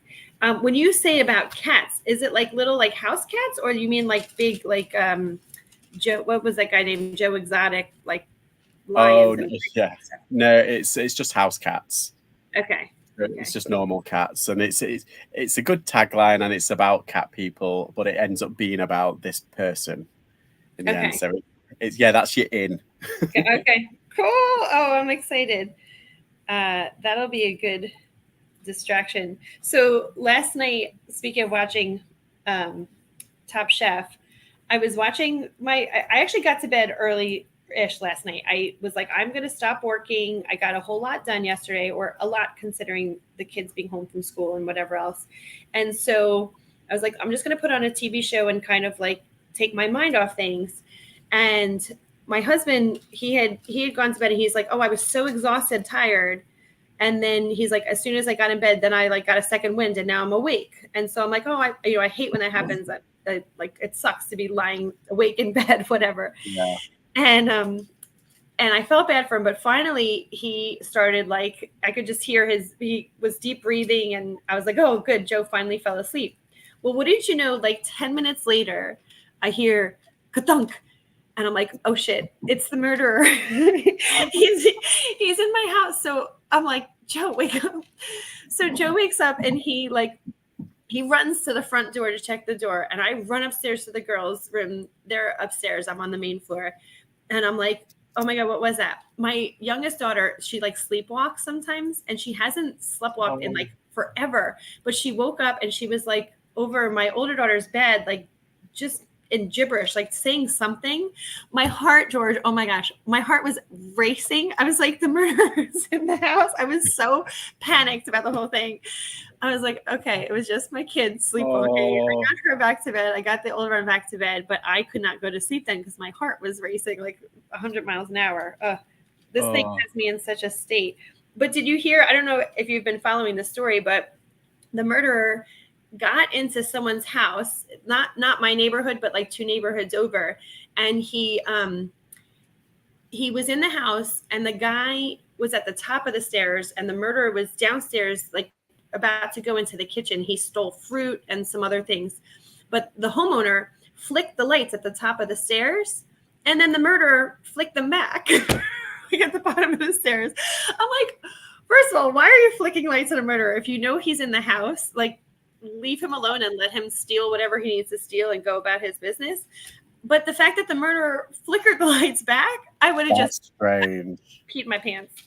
That's strange. But it's like, if he only sold food, so obviously he's breaking into houses and stealing just like provisions and stuff. And then then what's it? I had when I just before I moved back in with my parents, I had a period where I was living alone, and it's the first time that I properly lived like alone. And I was in it was an okay part of town, but it was still on the edge, and it was a bit kind of like the area is known for being not. I don't want to say not the safest, because it is safe, but it's just generally the crime rate is a little bit higher than the rest of the area. That's all it is. Mm-hmm. It's just a bit of a dodgy, nothing too kind of bad. But it was about, I think I was watching a movie, and where I was positioned, I was watching it downstairs, and I was at my table, which is kind of hidden by a big wall, and the front door led straight into my kind of like living area, and it had there was no kind of external part to the front door. They had the letterbox on the front, and I heard something, and I was like, what's that? So I looked around the corner of the wall, and I could see this letterbox. So the weird thing is, all my lights were on, and I was just watching a movie on my laptop on the table. So I took my shoe off, which should have been. I threw it at the door and hit it. And you'd expect it to, like, if a big bang, because I'm a size 12 as well. So I was like, I launched it and it hit the door, and you'd expect it to kind of like the guy or whoever it was just go, woo, and snap, and it'll snap back. There was it, but it didn't. And it slowly just went like this. He went like that. And you could see his finger just like moving out. It was the creepy. Weirdest thing. Oh my gosh. I called the police and they didn't do anything. But a few months later, when I was at the front door, that's what happened at the front door. At the back door was right in front of where my table was, my dining table. And it's got it had a frosted window. So my laptop was there, and it wasn't that late. It was about 11 o'clock. And I was watching again a movie, and all of a sudden there was a white background, it was dark and everything. It was a white, obviously someone trying to break into the back. So that one made me jump. So I went, fuck off. And he fell over the bins at the back. Oh my gosh. So he tried to run away then? Yeah, he ran away, and it was down this alley, there's an alley, and you could hear him smashing into bins and stuff. So I think I scared him off in the end. Yeah. I called the police again. They said it's happened again. And they had a few break-ins in the area that week. So, but did they catch him that time? It's all right. Did they catch him after you call? I don't think they did, no. Or they didn't tell me. They didn't come Yeah. back and tell me. But like, I was just like, I think it's just someone a chance. I think they were just trying to chance it to see if there was anything open. Oh, and see if anyone Yeah. was home. Yeah. Yeah, but like my lights were on. Come on. It's like, but yeah, I think I scared him because I went like, really deep and went. I'll try that. If I'll use it as one of my tactics. If I get really worried, I'll throw my shoe and I'll yell in a really deep voice. Well, last night that was the thing. It was just like, well, like we didn't know what the noise was. Like we heard a thump and then like rustling, and it. I agree. Like you said, when he went into that other person's home, he was just looking for supplies. Like he just needed stuff. And I think he's actually just trying to escape and make his way either to Mexico or Canada or to back to his friends. And he's was living in Pennsylvania, maybe about a half an hour from me. So like maybe just to get to like somebody to give him a place to stay, a friend or something. I don't know. But in the moment, I'll tell you, my head, you think the worst. And when this guy is obviously like deranged and he's willing to do anything. So I wouldn't be surprised if he was willing to hurt somebody in the process. So that was just what made. But you went straight into Mama Bear mode and went straight up to your right upstairs. Like, yeah. Oh, I can't wait for this to be over. Yeah. Michael said Tiger King is the Tiger movie. Did you see Tiger King? I saw that one. Yeah, I saw the first season, but I didn't watch the second one. I was just like, I'm over it. Yeah. It was it was a lot of like I think the second season got kind of weird also. Yeah, I bypassed that one. Yeah. You didn't miss anything. No, I didn't think I did. Yeah. He said someone broke into his old house, but the dogs scared them off. And yeah, that your dogs earned their keep that day. I have actually been thinking I need a dog. Like I couldn't care for a dog very well, but I feel like I need one right now. See, you have your little dog, right, George? Yeah, my little dog will welcome the person coming in. He's like, "Hi." Do you want to play? Like, give me treats. Yeah. Yeah. Let me lick you to death. Yeah. Oh, he's getting his hair cut next week. Oh, his curls are getting trimmed back. It is because it's getting because apparently this like mini heat wave. It's a heat wave in the UK because we're not used to this weather, particularly in the north. It's going to last for a few more. I think they say it's going to last for like another week. But he's getting his hair cut. I think it's on the 12th, but it's his birthday on the 13th. Like I say, it's his birthday. It's his two. He's two. So yeah, we'll be doing like a little thing for him. That's so cute. We're going to take him to like a park, and there's this special park that you can hire, and it's basically a field, but they have like activities and stuff, and then you can just let the dog loose. You don't need him on a lead because you've hired it, and it's just your space. So he's just going to roam, and we're going to play, and we're going to get there's something called, I don't know, it's Pooch Punch. And it's meant to be like wine for dogs. I know. That's cute. Yeah, it sounds cute, but I'm like, how bad is it going to be on the tummy? Oh. I'm like, oh, should I? But he's only 2, which is technically 14 in dog years, so he's not of age yet. I think when he's 35 in dog years, that's fine. He's not drinking age yet. Oh my gosh, this is funny. Yeah. So, but we've got there's these milks, these doggy milks that they can have. So, and he loves them. He loves them. I'm going to get some doggy ice cream. We're going to give him a little treat. I love that. That is so sweet that you guys are really celebrating him. That's too cute. Yeah, give him a little treat. Why not? I only got him there's a doggy cupcake place near me. Like, not cupcake, they do cupcakes. Yeah. And that was the only thing I did last year. But I thought, no, he's 2. I'm going to really splash out this year. Oh. Have you ever heard of little dog ice cream? There's like doggy ice cream that they can have. That's not, I guess it's not dairy, but it's like refreshing and cold. And yeah, I forgot what it's called. We've got, I think it's Frozies. I think that's what it's called. They come in packs of 4. There's a dog shop. There's a pet store near us, and we go there. And we got him some while we're on holiday in Wales because of like COVID and everything. The friendliness of businesses now, everywhere's dog friendly now. Before the pandemic, it was kind of like only select places, but now everyone's got a dog, so might as well become dog friendly. So they've got like dog treats and stuff and dog bowls out in the, which is nice. It's a dog friendly kind of like era that we're in. Yeah. Which is nice. There was some crazy statistic that was like the number of dog adoptions during COVID was like record breaking because people who wanted a dog were like, well, we're finally home with time to train them and whatever. Yeah. And then I heard after, like, you know, when we came out of COVID initially, there was a really high influx of people returning said dog who they were like, oh, we thought it would be easier to train or whatever. I don't know how people I mean, I still couldn't, even if he was like, I don't want to say naughty dog, even if he was just like a boisterous dog and he was still, I still couldn't return Yeah. a dog. Yeah. It's like you make a commitment, it's for life, not just for Christmas or not just for COVID. So yeah. They become part of your family. It's like, how do you return a family member?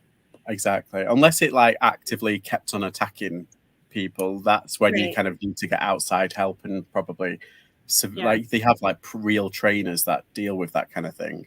But yeah, I still couldn't. It just feels weird. Yeah.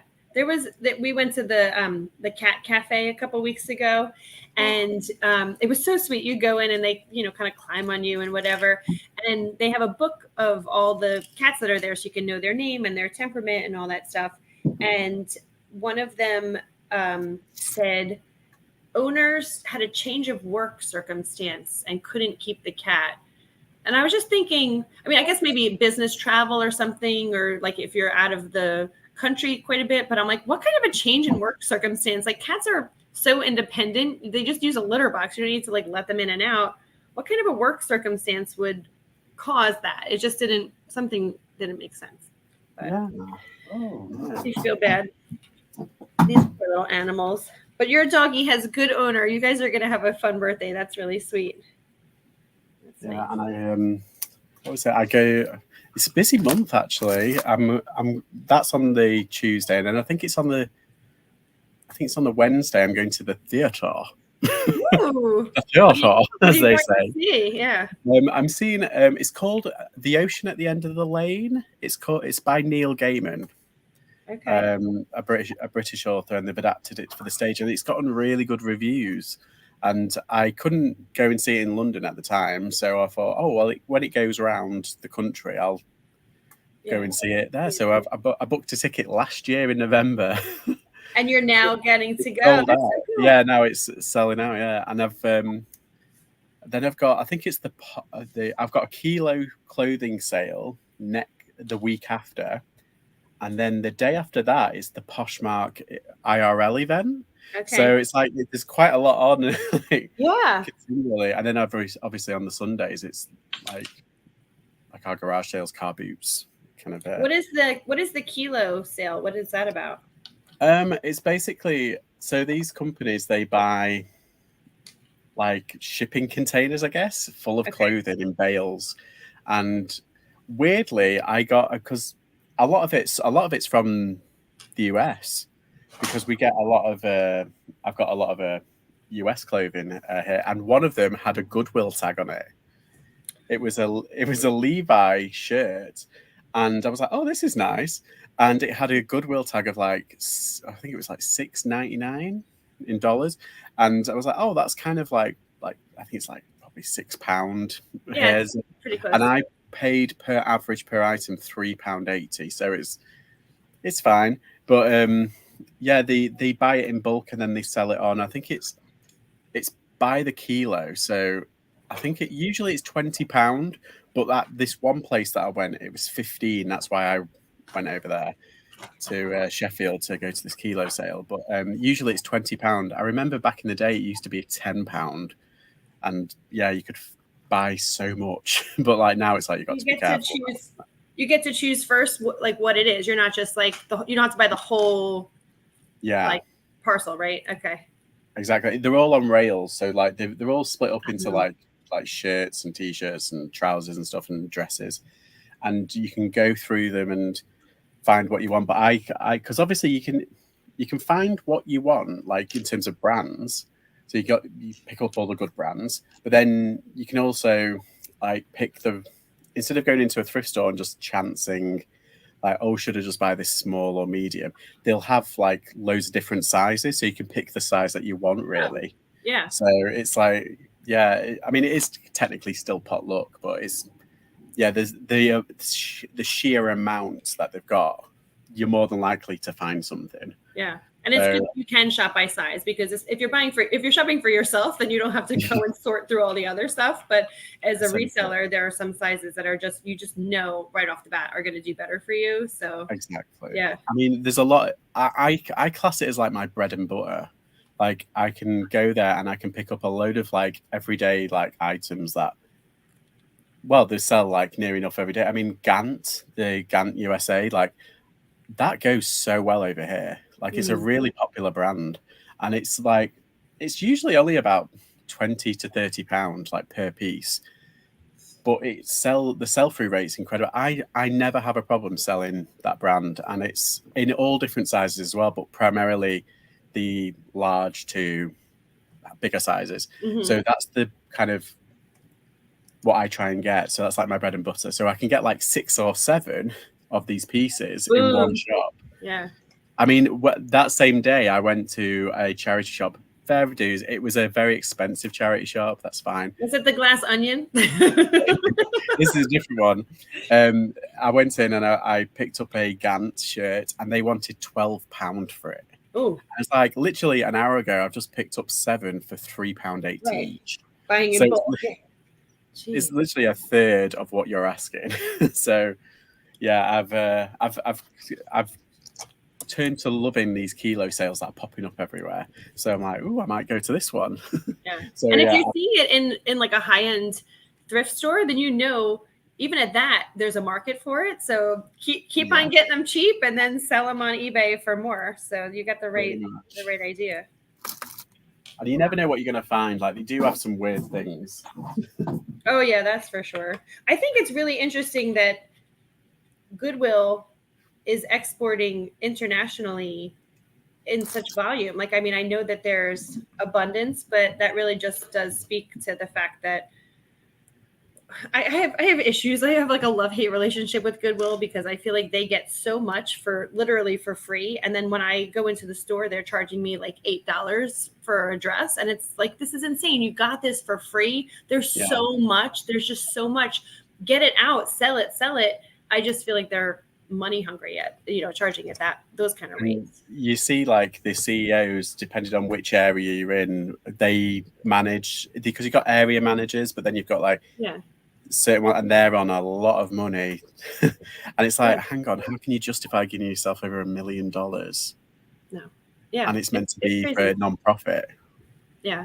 I was at Goodwill the other day, and they asked you to round up to donate for whatever, this and that. And I said, oh, what does the donation go towards? She says, oh, well, we started a Goodwill Academy or Goodwill School or something. I was like, oh, what is that? Tell me more. She's like, oh, well, it's where they give training. And I just thought, well, this is nice, but this is the first I'm hearing of it. It's not like there's and for how many Goodwills there are, I've never once driven by and been like, oh, that's the Goodwill store where the Goodwill school where they're teaching people life skills or rehabbing, whatever. Like I've never once come across that. So if that really is what's happening, own it, Goodwill. Like make a thing out of that. Be proud of that. So they'll get more business. Yeah, because people like altruism. Yeah, we want to help. We want to support good businesses, but I don't know if that's. I mean, I'm hoping it's true, but they do a lot with getting people on the ladder. It's more like a helping hand up, don't they? They do a lot like for people with like disabilities as well, when they hire them and train them up, and because they see their value and everything. I think that's the good part. It's like, why don't you celebrate that? And then, but also, like you say, they're exporting all of these items. It's like, first off, that's bad for the environment. I'm just saying, like transferring it all the way to Britain, always like so many thousand miles or for so many 100 miles. And it's like, you could just reduce them. How about having a sale day? I know they have that kind of like the color days where like, what is it? The reds are half price, the greens are like 20%, something stupid like that. But why don't just put everything at $1? Do a dollar rail. Right. It doesn't make any sense. And I see that when I shop at the bins, which is where you buy in bulk, kind of like the kilo where you buy it by weight.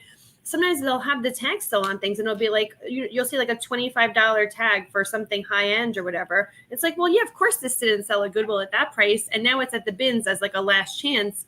Why don't they just have things at a regular affordable price, and then they don't have to like liquidate and make it crazy and all those hoops? And I agree with you about, in theory, it's, you know, a hand up kind of a thing, but I've seen the employees at Goodwill who you know, maybe you can tell if they're restocking the shelves or something, that they wouldn't be able to get a job someplace else and whatnot. And I really appreciate that. But that is such a small amount of the help that's needed for the billions of dollars that they're making.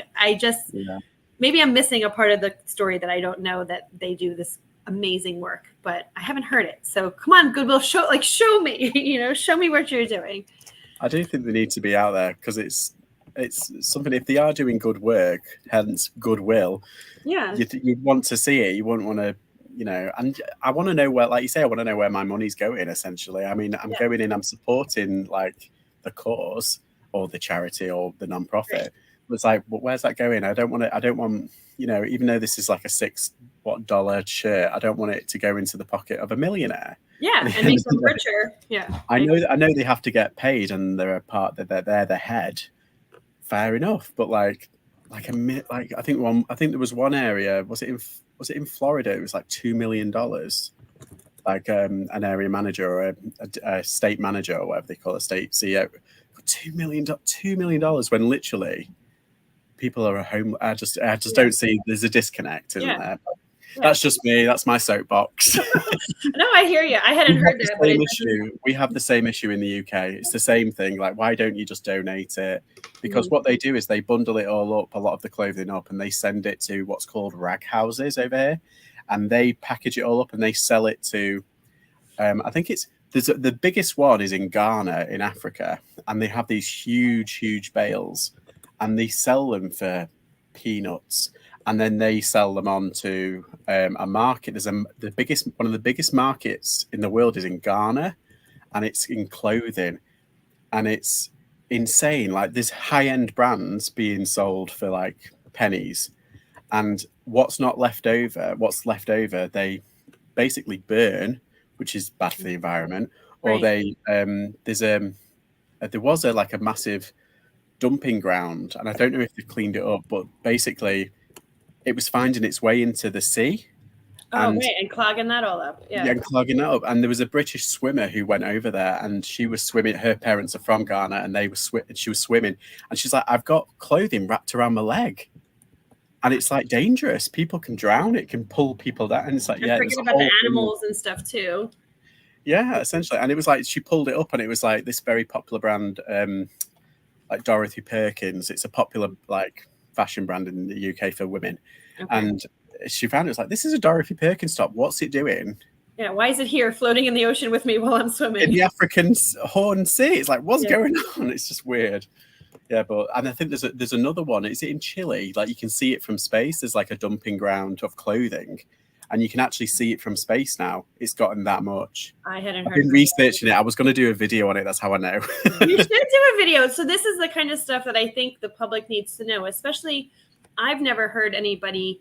I tell so many people about what I do, and I think everybody who resells should be, you know, proud and whatever. But I've never heard anybody say, "Oh, why would you do that? You're taking from people who need it," or anything like that. But I have heard people who get reseller shamed about, like, why are you buying things at a discount when that's meant for, you know, people who don't have or whatever. But then, like, you don't hear this other story, the side of the story where it's like, there's such an overabundance of things. We need to keep things out of landfill, hurting the climate and other, you know, countries. Yeah. I heard what you were talking about with Ghana, that in either certain parts of Africa or I don't know how it's broken down, but they have actually banned the import of goods from overseas because it's actually messing up their economy. The people, predominantly women, who it's their job, they make textiles for their country, and as a way to get them out of abusive, you know, relationships or to better their family or whatever. these women are now losing jobs because they cannot produce their textiles cheaply compared with what they're importing and people selling in those open air markets, that it's really, really messing up their economy, but especially women, like women's rights, these women who have been empowered because they can actually craft something. Now they don't have jobs because of the market. So when you think about our cheap junk that we manufacture so like fast fashion that we make so quick is actually messing up third world country economies. That's like devastating when you think about it. It has the knock-on effect is incredible. It really is. And there are things people starting to kind of like fight back. Like I think there was certain groups, like environmental groups in Ghana, trying to ban the import, but the money that it brings in for the initial economy, if they're like, oh, we can't, it's such a big kind of and they're like, yeah, but it's going to cost you like 10 times as much to clean up. So it's like, why? And what these people are starting to do now, they're starting to, because there's like they say a quarter of the clothing is good, but the rest of it has got like holes in it or it's like damaged. So what they're doing is they're like adapting it. They've got the what do you call it? Upcycling. That's it. They're upcycling the clothing. So someone made like a tablecloth, and they've done loads of them, and they're trying to sell them on Etsy of all places. So it's like it's amazing. Like they're trying to like adapt, but that's like a tiny thing that somebody like. There was I think the seamstresses jobs there's quite a lot of them. Like, but yeah, it is funny how like the knock-on effect. It's like you just don't think when you're buying that $2 top or £2 top, and it's like, oh, that's really cheap, and it's like, yeah, for a reason. You've paid like 2 cents for it in like India. And there's so much of that here. Like people, because I'm a consignment seller, people ask me, oh, can I help them sell this and that? And a lot of times they'll ask me to help them sell furniture. And, I'm like, there's such an abundance of old, like grandma's full furniture set, like her, like the dining table and the storage cabinet, the curio cabinet, the serving, the service bar. Like there's like full sets of like this beautiful mahogany furniture that there's just such an abundance of it in the market.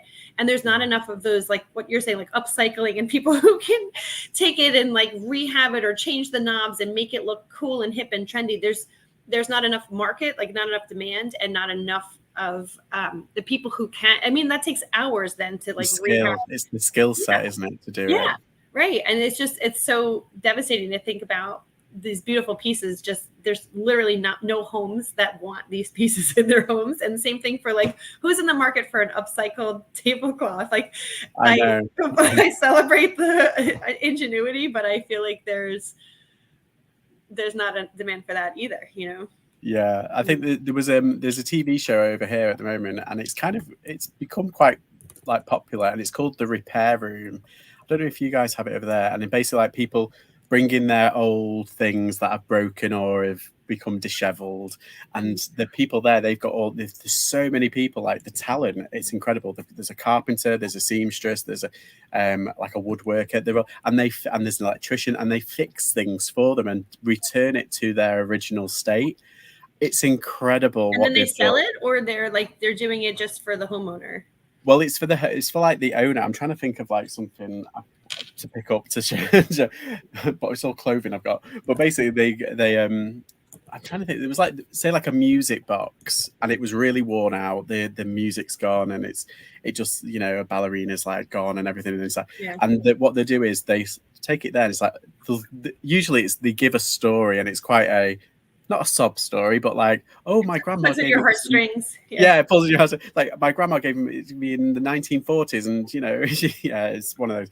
And and what they do, they fix it, and at the end, it's all emotional, and the music swells, and it's like, oh.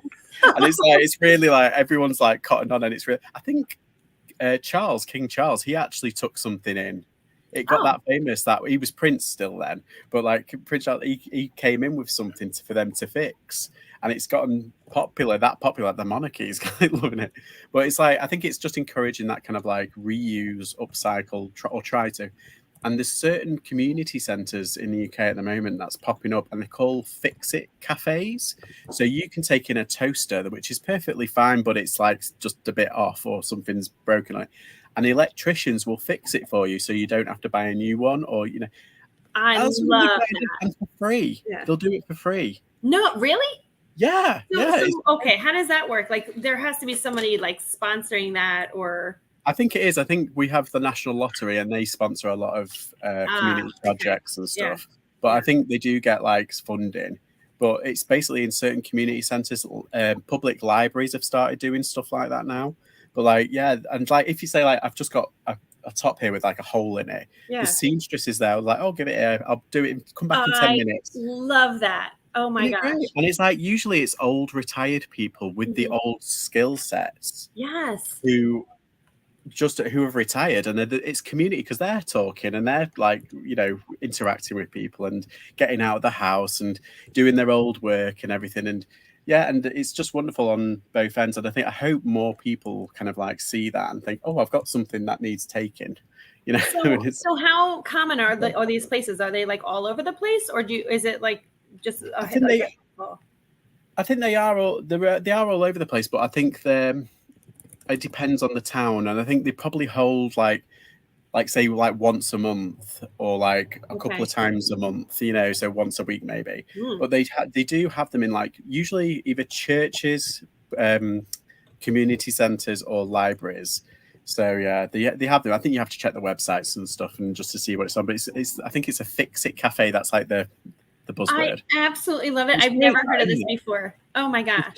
And it's like, you know, everybody gets something out of it, and it's like, oh, you know, like because we're quite like, I don't know, we're so used to buying new things, we don't know how to fix old things. Like I can barely sew. I can just about get around it. I can just about sew. That's like my thing. I've got a sewing machine there, and I can probably work it if I put my mind to it. Or I could watch a YouTube video and say, all right. That's how we kind of do it. But to them, to the older generation, it's all up here and it's all instinct. They do it, and they like my dad. He was in like the Merchant Navy, and he had to sew constantly. Like so is like what's it? Make sure everything's up. So whenever I've got sort of like a hole in somewhere, it's like Dad. And he does it. It's like, yeah, that's fine. And he does it in like a few minutes, and it's done. So it's like I can do it because of that. But like a lot of people like ask me how to rewire a plug. I don't know, or what do you I just can't do it. But other stuff, I mean, you could just watch a YouTube video now, but like but it's also things are so affordable. Like I think about that as a reseller too. I'm like, okay, this is broken or whatever this is, and it's like, well, is this worth it for me to spend the time and energy to fix it? Am I going to get a return in selling it, or is it like just, you know, pitch it or whatever? And I can, so it's about like the time and energy it takes to do something, and like, is it worth it? And that's again like fast fashion and kind of like where we are in terms of being resourceful. I mean, it's like, how many people do you know do their own car work, changing the oil, rotating tires, changing things, or do you just say, oh, I'll just bring it to the mechanic or whatever? And you're right. Some of those things are like a dying art of, can you fix your own toaster? Can you rewire a lamp or whatever? We don't value things and hold on to them the way that we used to. It's a whole different mentality. Exactly. That's what I say. I said it the other day in one of my videos. I said, you know, this whole like debate where, oh, AI is going to kill us all and take over the world. I was like, no, it doesn't. It just needs to annoy us to death. We're like, just turn off the internet for like a month. And we would be like, we'd be pulling out our hair. That's all it needs to do. It just needs to sit back and be like, I told you. And there's so much that AI like just actually can't do. I'm not worried so much, but it does make me sad though to think about things that are kind of falling by the wayside, like you said, like those dying arts or things like that. But I guess I think every generation probably has some degree of that, and we all end up being okay in the end. But like there was a TikTok video of this fella, and I think he was in Italy, and it was the last of its kind apparently, and it was somebody who used to gild certain like books, but they used to paint images on it, and it created like a spiral effect. So loads of people were taking up this art of doing this thing, and loads of these book art things are taken off. So you know when you get, hang on, let me get a book. Like on the spine of the on the book. spine, yeah. So if they paint an image like on the spine, and you can like like, Yeah. like press it down like that, and it'll turn into a real image like That that. is And so cool. there was they rebound everything, and he was like, yeah, and it's just kind of taken on. Loads of people are starting to do that as a hobby. I'm like, how weird is that? And that's off like a video from like, I think it was like 10 years ago. I remember reading that. I've never seen that before. It's But weird. I mean, it is cool to think about something so simple, giving something a new life or a new look, and just kind of giving it I an up. mean, that it used to be popular way back when, like in the Victorian times, and in that because they could afford books, because books were really expensive back then, so they could afford it, but they wanted it to be even more kind of like glamorous, and so oh, Right. look at my book, oh, have you seen, that kind of thing. It was like a prestige to have books. Mine is hand done, right? Yeah, that's essentially that was their flex. Yeah. We have like Lamborghinis now, but like back then it was books. Look at my book. Strange, isn't it? Certain trends come and go. I think it's cool, like living. Your country has so much history, like just the opportunity to be exposed to or come upon something that's like a true piece with like historical value or something. Like, do you know anyone, or have you yourself ever found a gem that was like, this is from the Queen, or this is from, I mean, I guess that stuff is in museums or whatever, but like the oldest thing that we'll ever find? No, I've never found anything like that. I did, weirdly, I went to an auction house, and they sell stuff in boxes and stuff. And usually for cheap, it's things that haven't sold, and they just put. And that's how I started to rev up my business. I was cherry picking from those boxes and then donating the rest and stuff. So that's how I started, really building up my business. And one of the things that I found, it was there was a few pictures in there, but there was one picture, and I looked, and it was from 1865. Oh, how That's the cool! oldest, and it was just a woman in a bonnet, and she was like sat very nice, and That's and so I cool. just thought, that's somebody, and it just said 1965 on the back, but it didn't tell me who it was or anything, or no history to it. I was like, oh, I wish I had that information, so I could probably find the family and maybe give it to them. That would be really interesting. But I held on to it for a while, because I was like, that's the oldest thing that I think I've found, like from 1865. And yeah, I was like, wow, it's like it's a whole different world. I was like, it's just incredible. But I do kind of like, a bit of me gets a bit sad when I see some of the old photographs. I'm like, that's somebody's grandma or whatever. Yeah. Like, oh, I don't like that. It's like, it's a nice frame, but I don't think I'll buy it or sell it. But yeah, it just gets me a bit kind of like sad sometimes looking at them. But my mom gave me a whole tub of just a tub of junk, really, for me to go through. She's like, here, this was all yours when you were a kid. Enjoy. I was like, thanks, Mom. But I was going through it last night, and it was like my old artwork or this and that and pictures and stuff. And I was thinking about it. I was throwing 90% of, well, maybe not, maybe like 80% of it got thrown out. And I kept a small amount of things that were like, dear to my heart. And I was just thinking, I was like, one generation from now, like maybe my kids might want one or two pieces of my history when I was a kid, but their kids are certainly not going to want it, and their kids. So like, I'm one generation away from like not mattering. And I mean that like I'm being a little bit, cavalier, but it's, you just think about it. And also like in this age, we have with digital, with cameras in our phones, we have so much, so many memories, videos, every moment is memorialized. And so I'm like, our photo is going to be a whole different thing 2 generations from now, because we are constantly capturing moment after moment after moment. Like, I wonder. So that picture that you had of like 1865 is dear and special, because that was a time when that wasn't a common thing. Maybe you sat for one portrait every, year or something, versus now where it's like, quick, smile, you did nothing, instant. Smile. Instant.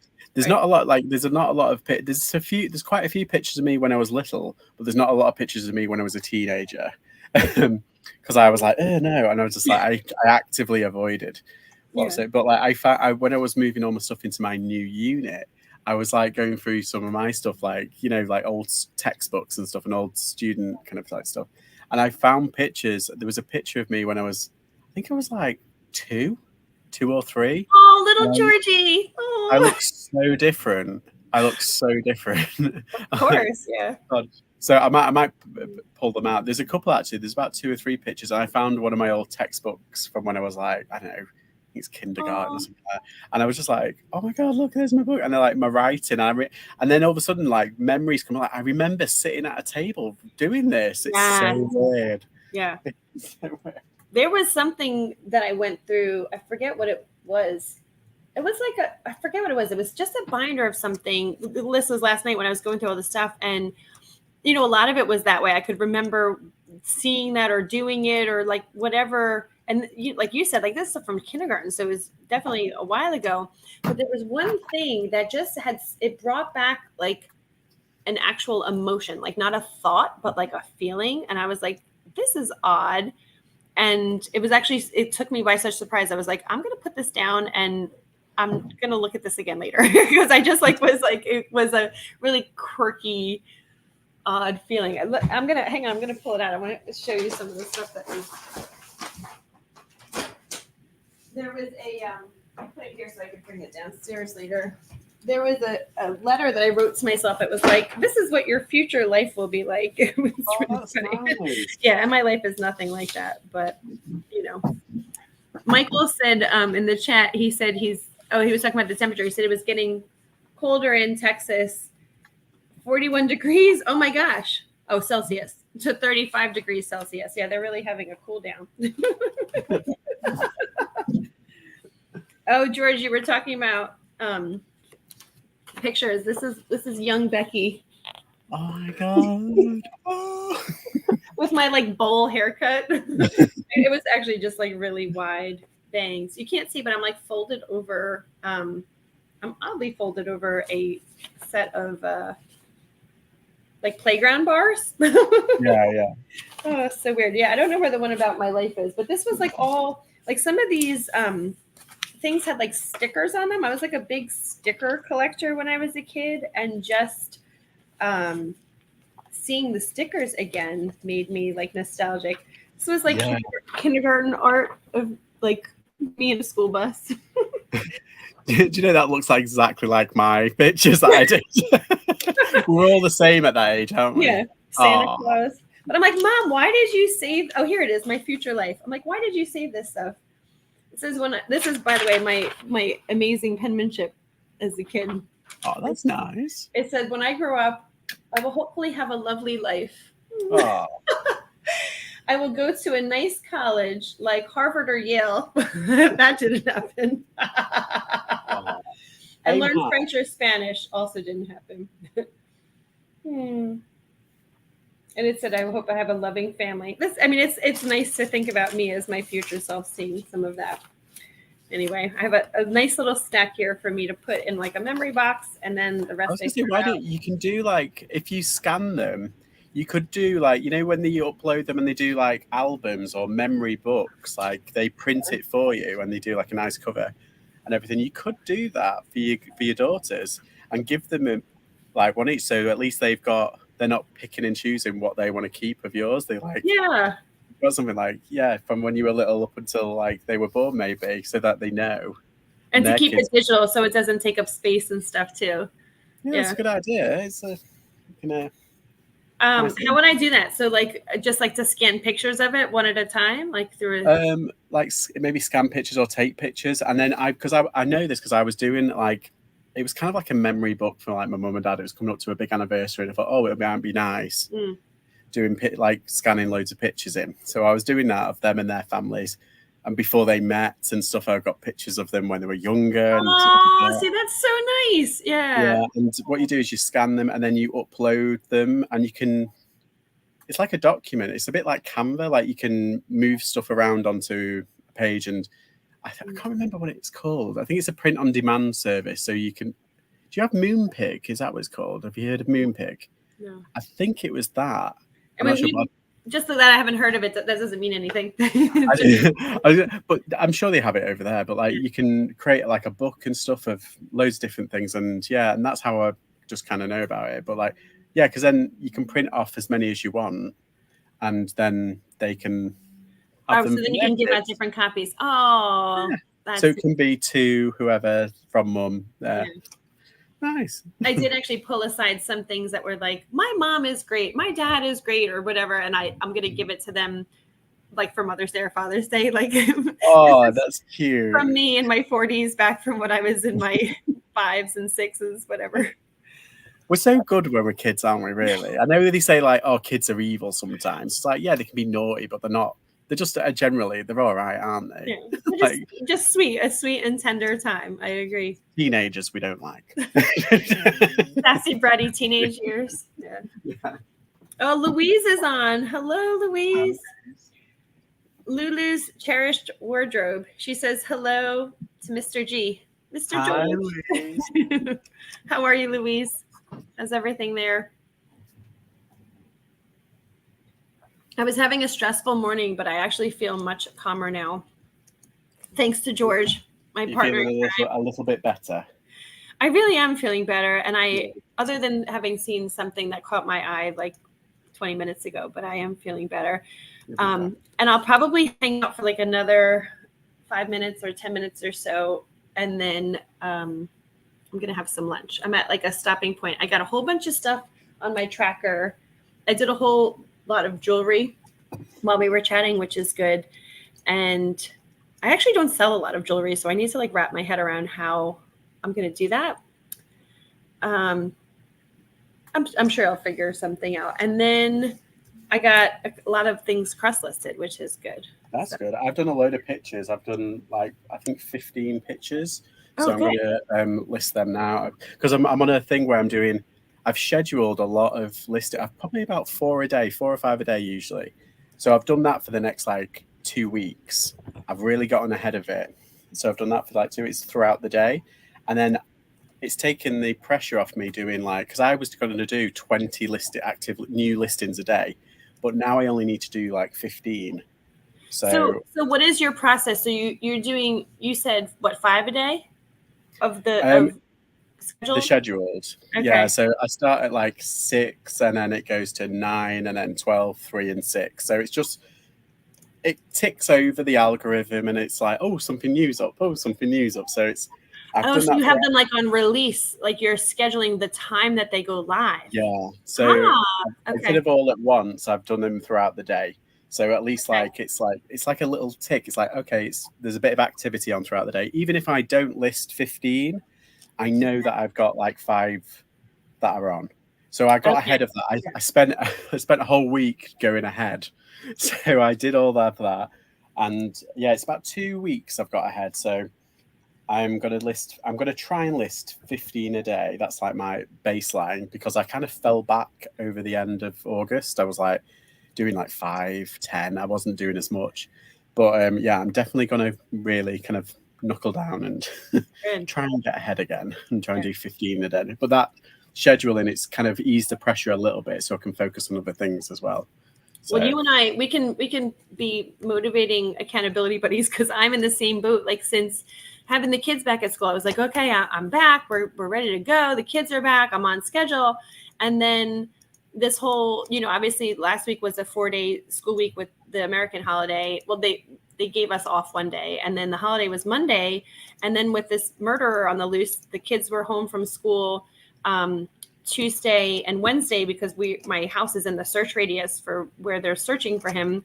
So they were home for that. And now I'm like, okay, it's Thursday and I just feel so behind. So I feel like I need to like really hunker down, which is why today has been good because I've gotten some things cross-listed, but also I feel like I've gotten myself into like work mode instead of like scattered, which is this morning. I was feeling crazy, but I need that accountability too. So I'll be like, okay, George is doing it. I'm doing it. Let's do it together. Louise is doing it, right? Yeah, I think it's good to have targets because then it keeps you a little bit focused. Like I try and stay to my targets, but sometimes they slip because of just extenuating circumstances. But it's nice to have targets. That's what I feel like. As long as you do something, that's more than nothing. That's what I say. It's like as long as you do like say like a couple of listings a day, that's great. Mm-hmm. Push it, try and do more, and just don't overexert yourself, but just go with your own flow. Yeah, especially because when we're in business for ourselves. Like we can be like an easy boss, you know, I can let my employees slack off and whatever. And so like when I have those goals, like you said, targets, like having that number to strive for, I'm like, okay, I've done 100 million things today, but my work is not done today until this goal is attained. Because like those goals, at least the ones I set for myself, are the ones that are actually income producing. Like having my 30 listings up, that is directly correlated to making money. It's not like steaming or laundry. Like those things are important, but it's not as important as the actual listings. So if nothing else, that has to happen. All the other stuff has to happen as well. But if nothing else, my listings have to go live. And sometimes you have to, like, when you wake up, you have to remind yourself, oh, I've got to make my money today. Oh, like, I'm not just being paid from some anonymous person. I actually have to make my money today. So I've got to keep reminding myself that. Like, make your own money. Right. And there's so many things in our business that is like work. Like these are things that have to happen or that do happen in a business, but are they really the IPAs? Like, are they really the things that are actually tied to generating revenue, or are they just the extra superfluous stuff that's technically I'm working, but am I really working? Exactly. So, yeah. Louise said, he's a legend. I think she's talking about you, George. Ooh, George's a legend. I know she's talking about you. She said she's way, way behind. Oh no, well, you've come to the right place. We're getting work done. Although we're about to wrap up, or at least I am. George, you might stay live on your channel. Am I live? I think I've got. Hang on, it's 5:30 over here. Oh my goodness. Yeah, I've got to make tea. I've got to make dinner, and get some energy because it's just so hot in here. How's your massive coffee? Is it holding up? It's really nice. It's cooled down quite a bit. So what I'm going to do, I'm going to put some ice with it and make an iced coffee. Yeah. So that's going to be. Have you ever heard of people putting ice cubes, like making coffee into ice cubes, and that way it doesn't get watered down? And then you put the ice cube, then you put the coffee cubes in your coffee, and now you just have like iced coffee, but the actual ice is coffee, so it doesn't get watered. Mind's blown. You've just blown my mind. I literally have never thought. Why have I never thought of that? That is such a good idea. I'm going to try that. I'm going to have to try that. You're welcome. How did I know? Do you know when you think like, oh, that's a good idea? It's like that should be common knowledge. Yeah, I love hacks like that, like where you'll I was today years old when I found out that this is how something. I saw one where they were making ice cubes and they were putting flowers in the ice cubes and turning them into ice cube balls, like putting them in balloons, filling up with water and putting stuff in balloons. Or some put like, I think it was lemons, like sliced lemons in there, like in the balloons, and then they froze them, so they were like lemon ice balls. So it's the same kind of thing. Yes. Yeah. And they put them in cocktails and stuff. Yeah. I've seen and then they were in that shape. Okay. Yeah, I've seen one with flowers, and they put them all on display. Like they had like a boat thing with bottles of like white wine in them, but then they had like flowers in ice. So when it melted, their flowers were like. It's weird. It's nice, but it sounds so pretty. It sounds really pretty. Yeah. But I like the coffee one. That's the best one. I think I'm gonna have to do that. I'm gonna have to do that now. It's functional because I'm the same way. I'm the person who goes to Starbucks. And here's another life hack. Did you know you can go to Starbucks and order your drinks kids temperature? So like my go-to is a caramel macchiato, non-fat caramel macchiato kids temp. And what that means is they just make it like for a lighter temperature for the children. Like it's like for babies, like if you were to get a hot chocolate, but then I don't burn my tongue and I can enjoy it right away instead of having to sit and let it, wait 15 minutes before I can have it. I'm such a wimp. I'm always burning my mouth. Like, yeah, I don't like hot coffee, like scalding coffee. Yeah. I don't like, even in winter, I'm like, I just have to let it cool a little bit because I literally can't drink it. It will burn my tongue and then I won't be able to taste anything. So I just order it kids temp. But I think that having the ice cubes, like, because you don't want it to be watered down. Same thing like what I guess like you were saying with wine or whatever. You just then freeze it and then you put that in and then you're golden. So yeah. Louise says she needs to do a mega photography session. I'm with you, girlfriend. I have about enough photos to get through my day of my 30. Do I? maybe like 25. Maybe I'm like 5 short. So I do need to get down after lunch. I'm going to get down to the dungeon. I do my photography in my basement. It's in the guest room in the basement. We have like drop ceilings because it's a finished basement, and the drop ceiling has just like regular fluorescent lights, which make it perfect lighting for photography. Yeah. These two are, yeah. Exactly. It's so perfect. So I'm like, okay, this ends up being a good scenario. But God forbid somebody on live, so it makes it look like I've got like a halo above me.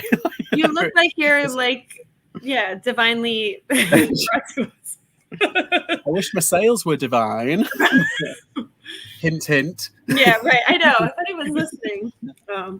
Louise asked if either of us, I guess, are live on the 13th. You know, most days in the daytime, like in most weekdays when my kids are at school, I kind of can go live and do stuff. Do you want to join us, Louise? Do you want to like schedule a live on the 13th? On the 13th, that's I might be at the theatre then. Oh, is that your big theater day? Oh yeah, it's the 12th and 13th. I can't remember which one. But I've got my dog's day and then my theatre day, so I might be a bit busy those days. Dog's day. No, dog's day. I don't mind. I know that Louise has been putting videos up on Instagram and TikTok, so I've been catching some of them. Well, if I remember right, she said she's thinking about YouTube, and I said, well, if you ever want to just jump on and chit chat with me, so lives are a good idea because it's like they're informal, they're obviously live, so you don't need to worry about editing. You can ramble on like we do. we're chatty Cathy's, we like to talk. But like I do, I just do my pictures and like I do you know what my lives are like, Louise. I just kind of do a bit of work and it holds me accountable at the end of the day. And it forces me to actually do work. That's exactly it for me too. It's like if I say I'm gonna come on, or if I'm just like, you know what, I need to transition. Oh, let me hop on for a little bit and like get stuff done. It somehow clears my head and focuses me when I'm like all over the place. Yeah, so live is the way to go. I agree. Oh, she says she can join if we're live.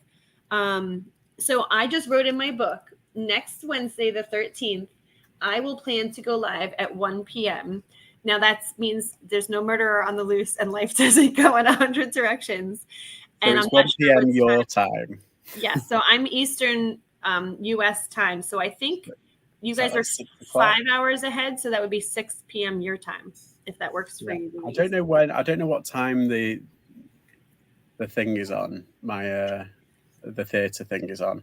I think it's a matinee. I think it might be the 2 o'clock. So I might be back in time for that. Oh, and then we can hear all about it. Okay. Yeah. All right. And Louise, if there's other days that work for you, let me know, because then we can plan and coordinate with George to make it like a thing. We'll make a thing out of it. Oh, she asked if I'm on Instagram. I have an Instagram account. I'm friends with you, George. I follow you on Instagram. I'll have to look for you too, Louise.